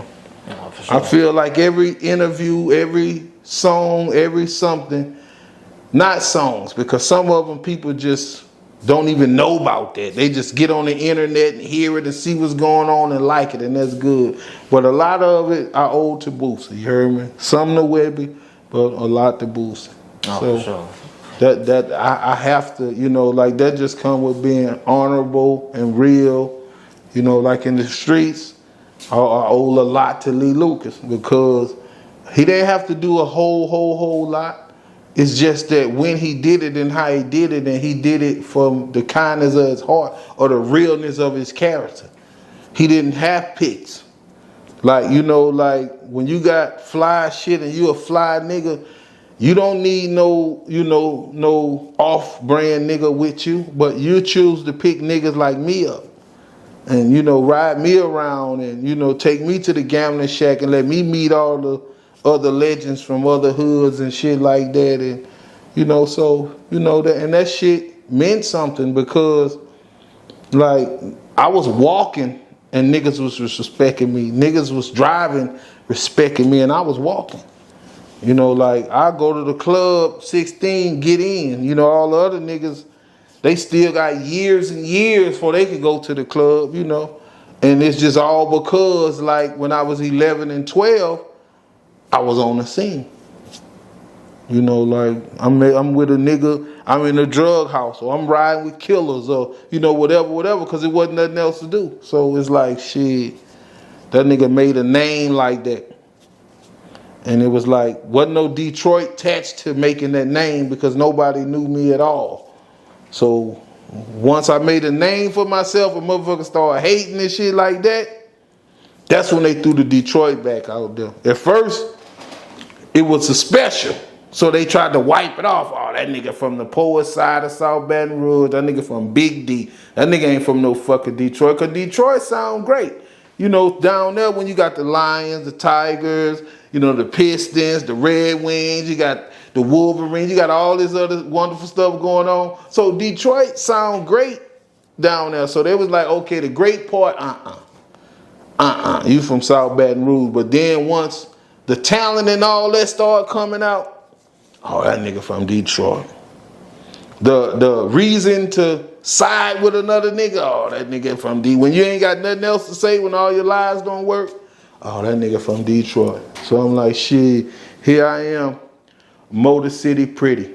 You heard me? For sure. Well, I'm gonna close it out, man. I appreciate the time, dog. I did want to know, do you remember the day, or you remember the day you got the news about Ivy and your last conversation with him before everything happened? Well, it's crazy because our last conversation, he wanted me to be with him. He wanted me to ride with him. And my situation wasn't gonna let me do it because the money didn't go down. So it's crazy because if Boosie would have came, I don't know if the same scenario would have went, but I know I would have went with him to his birthday party. Because the only reason why I didn't go is because I was blaming it on financial troubles. I was like, nah, I want to be fresh. I want to be da-da-da-da-da-da. So the whole thing is, if when Boo show up at the studio and we get everything in motion, he pay for the studio to lock it in, and he pay me. So we instantly get to work. So even if it's one day earlier, I'm 10 bands up the next day. So I'm like, I don't want to go. Like, this killed my whole vibe. I'm like, shit, it's back to struggling. So no, I really don't want to go. But if everything go like it's supposed to go, I go. Fucking right, I want to go. You know, like, you know, because, you know, this your birthday, this me. We celebrated so many of them together, this me. So you fucking right, I want to go. So him, Ace, and Josh all died in the car. It would have been him, Ace, and me. See, Josh, a lot of people don't even know Josh because Josh was somebody who was just a guy that was right around Ivory's situation, but was able to buy his own throwbacks. So, you know, Ivory let him in because, like I say, Ivory like the niggas who can afford their own good shit. You feel what I'm saying? I was one of them niggas who was borderline. You feel what I'm saying? Because I'm struggled out. I ain't trying to live like that. I got to break this down. I've been paying rent since I was 13. Getting back on track, but you said, so it would have been you said Ace, Ace and Ivy, not Josh. You said, but you was borderline, but Josh was somebody. If I would have got that bread, if Boo would have came through, and I would have got that bread, I would have been in that car, no doubt. Now, I don't know if all what took place would have still took place, but I would have been in there, no doubt. Now, I might have saved him. My street credit that good, I don't know. Depend on how serious it was, I don't know. But I just know it's a wicked world, and I know that when his brother died, rest in peace, Bucket Kamal German, I was in the car with him. In the car with him. It's crazy because Big London, the same guy that introduced me to Kevin Gates, you know, that actually where Kevin Gates waited at till I came and we bumped up by Big London house, or I was there when Gates walked up. He the one pulled me away from that situation to roll him some blunts because Bucket wasn't fortunate like Ivy, wasn't hustling like Ivy. He was a gorilla. So, you know, so before Ivy was Bucket. So I started hanging with Ivy because Bucket was a little too fast paced for me, and he preferred me to hang with his little brother. But I roll with him because, like, when you in Blanche's Coat, you ain't got nowhere else to go. You riding with killers all night. Fuck it. It is what it is. So I'm riding with him. So when he passed, you know, rest in peace to him, I'm in the car with him. But it's Big London called me in the club and say, come do something for me, because Bucket fake sent me because we needed some smoke. Big London had that. He was known for having that exotic before exotic came out. So he like, come twist me up a few and I'm going to throw y'all something, because Bucket really wasn't all right. So he didn't really want to mix with London and who, you know, because London was one of those party niggas, that nigga, you know, the life of the party. Bucket, man, I shut the party down. So two different type of energies. But you know, I fuck with Big London over here on 12th, and I fuck with Bucket over here on 16th. So, but you know, Big London type of nigga to understand that. So he like, well, okay, come here, twist me a couple of them, and you can run with the rest of the bag. And I got a few guards, so me and Bucket can smoke. You feel me? But while I'm doing that, a few more niggas come in the club and red line the shit all the way into some bullshit. So before I even can come from doing what I'm doing, I get wind what's going on, and they gone. So now that they gone, all I can do is say, Big London, you gonna give me a ride? Yeah, I'm gonna give you a ride. I'm gonna stay right here now. I ain't going nowhere, because my ride gone. So come to find out, Bucket got killed that night. So that was always a thing right there. Like, shit, all I had to do was just, if Big London wouldn't have pulled me to the side, I would have still been with Bucket. When he left, I would have left when he left. I would have been on what he was on. So who knows what would have happened then. So that was one time I got around it. So it's like, and they brothers. They brothers. Buck and Ivy, these brothers. So it's like, damn, you that close to these guys to where you was in the car with one of them and somebody pulled you out of it because we went to the club. Managed to pull me away from it when the bullshit pop off. So then, come speed up time, here I go in the situation with Ivy. And I'm not even feeling that vibe or nothing, because I'm all for it. It's just the fact that what I was going through. And he offered, like, man, you want to be in, you know, you going to go ride with me to the club for my birthday, boom, boom, boom, boom. Because I'm still a celebrity, though, even though, especially at Shenanigans. Shout out to Blvd Said Dog, you know what I'm saying? Rest in peace to their mom. I think their mom passed. Rest in peace. But I was famous in Shenanigans, so, you know, it still would have been big. But it was just that the fact that I didn't, you know, couldn't go like I wanted to go. Like, I was waiting on this move to happen, and it didn't happen. So I was like, nah. Even though that was kind of like down bad putting it on that, but I knew how he was living, and I knew that he had niggas that was gonna roll with him and hold him down, and they was gonna be turned up. And you know, I don't be wanting to be, you know, the type of nigga that be around, and you know, but I'm that kind of nigga. You know, I hung with the, you know, trench niggas. So when shit all good, you know, I know a whole section of niggas where it ain't all good at. So I'm thinking about them niggas. So I'm like, shit, I'm gonna fall back. And then when that happened, I'm like, damn, man, like. On his birthday. On his birthday night. So, you know, it's like his birthday, the next day was after his birthday. So, you know, it was like, shit. But at his birthday celebration. Yeah. He said nobody in it. So it was him and he said 3 other people. And would they just ambushed him or something? No, it was him, Ace, and Josh. Also, him and 2 other people. Yeah. And like he had a new coupe, so it wasn't too much room to get around in that bitch. Like he couldn't move around in that bitch. So that was one problem right there. But you know, when you that nigga, you ain't even like, see, you know, you ain't fearing that shit. You feel what I'm saying? Like when you bout that shit, you ain't fearing that shit. So, but if you get caught lacking, or you know, you late on the draw or whatever, like shit, you get caught up in that shit, man. But I just feel like, you know, like I was trying to steer him away from that shit. Like I was trying to steer all my niggas away from dying. Like, and away from going to jail and away from dying, some kind of way. That motivated me to rap. Every time I lost one, it was like a loss. Cause I'm like, shit, if I could have made it, if I would have made it, then for the new ones, for the young ones, for my nephew and them, I'd be like, if I could only make it. Nah. Feel what I'm saying? No, that's 100, bro. And I remember you highlighting that, like you take pride in that, like that, even on your chain, you know, like never losing nobody on your watch. Right, definitely. So just imagine if you, like you said, it could have been a different scenario if you was with them. And who knows? In both situations, Bucky or Ivy. Obviously, everything happened for a reason, but you still here to share your story, man. Obviously, you probably done overcame or dealt with a lot of trauma. Then just the adversity you done been through.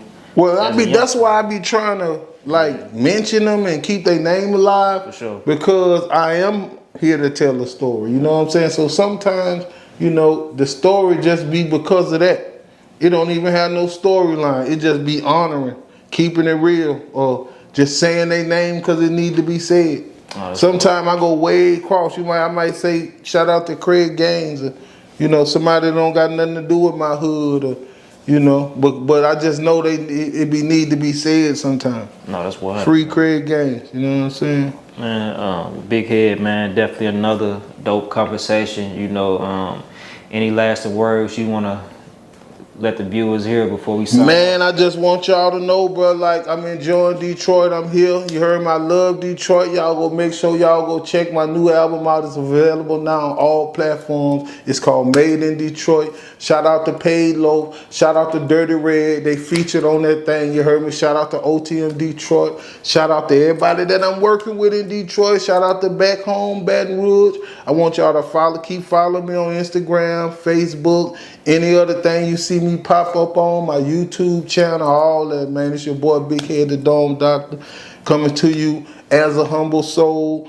with a humble soul. And you know, it's just like another one in the books. We're gonna get back at it soon. We're in Detroit now, so like I say, if you don't know what motion look like, I was in Baton Rouge, and y'all saw the Humble Soul interview. I'm in Detroit, Michigan now. Humble Soul interview. That's motion. That's motion. So, you know, like I say, man, I'm Motor City pretty, got the D on the fitted, and I'm still in motion. Thank God. Bet. That's 100, man. We signing out. Another one. Humble Soul. Big head.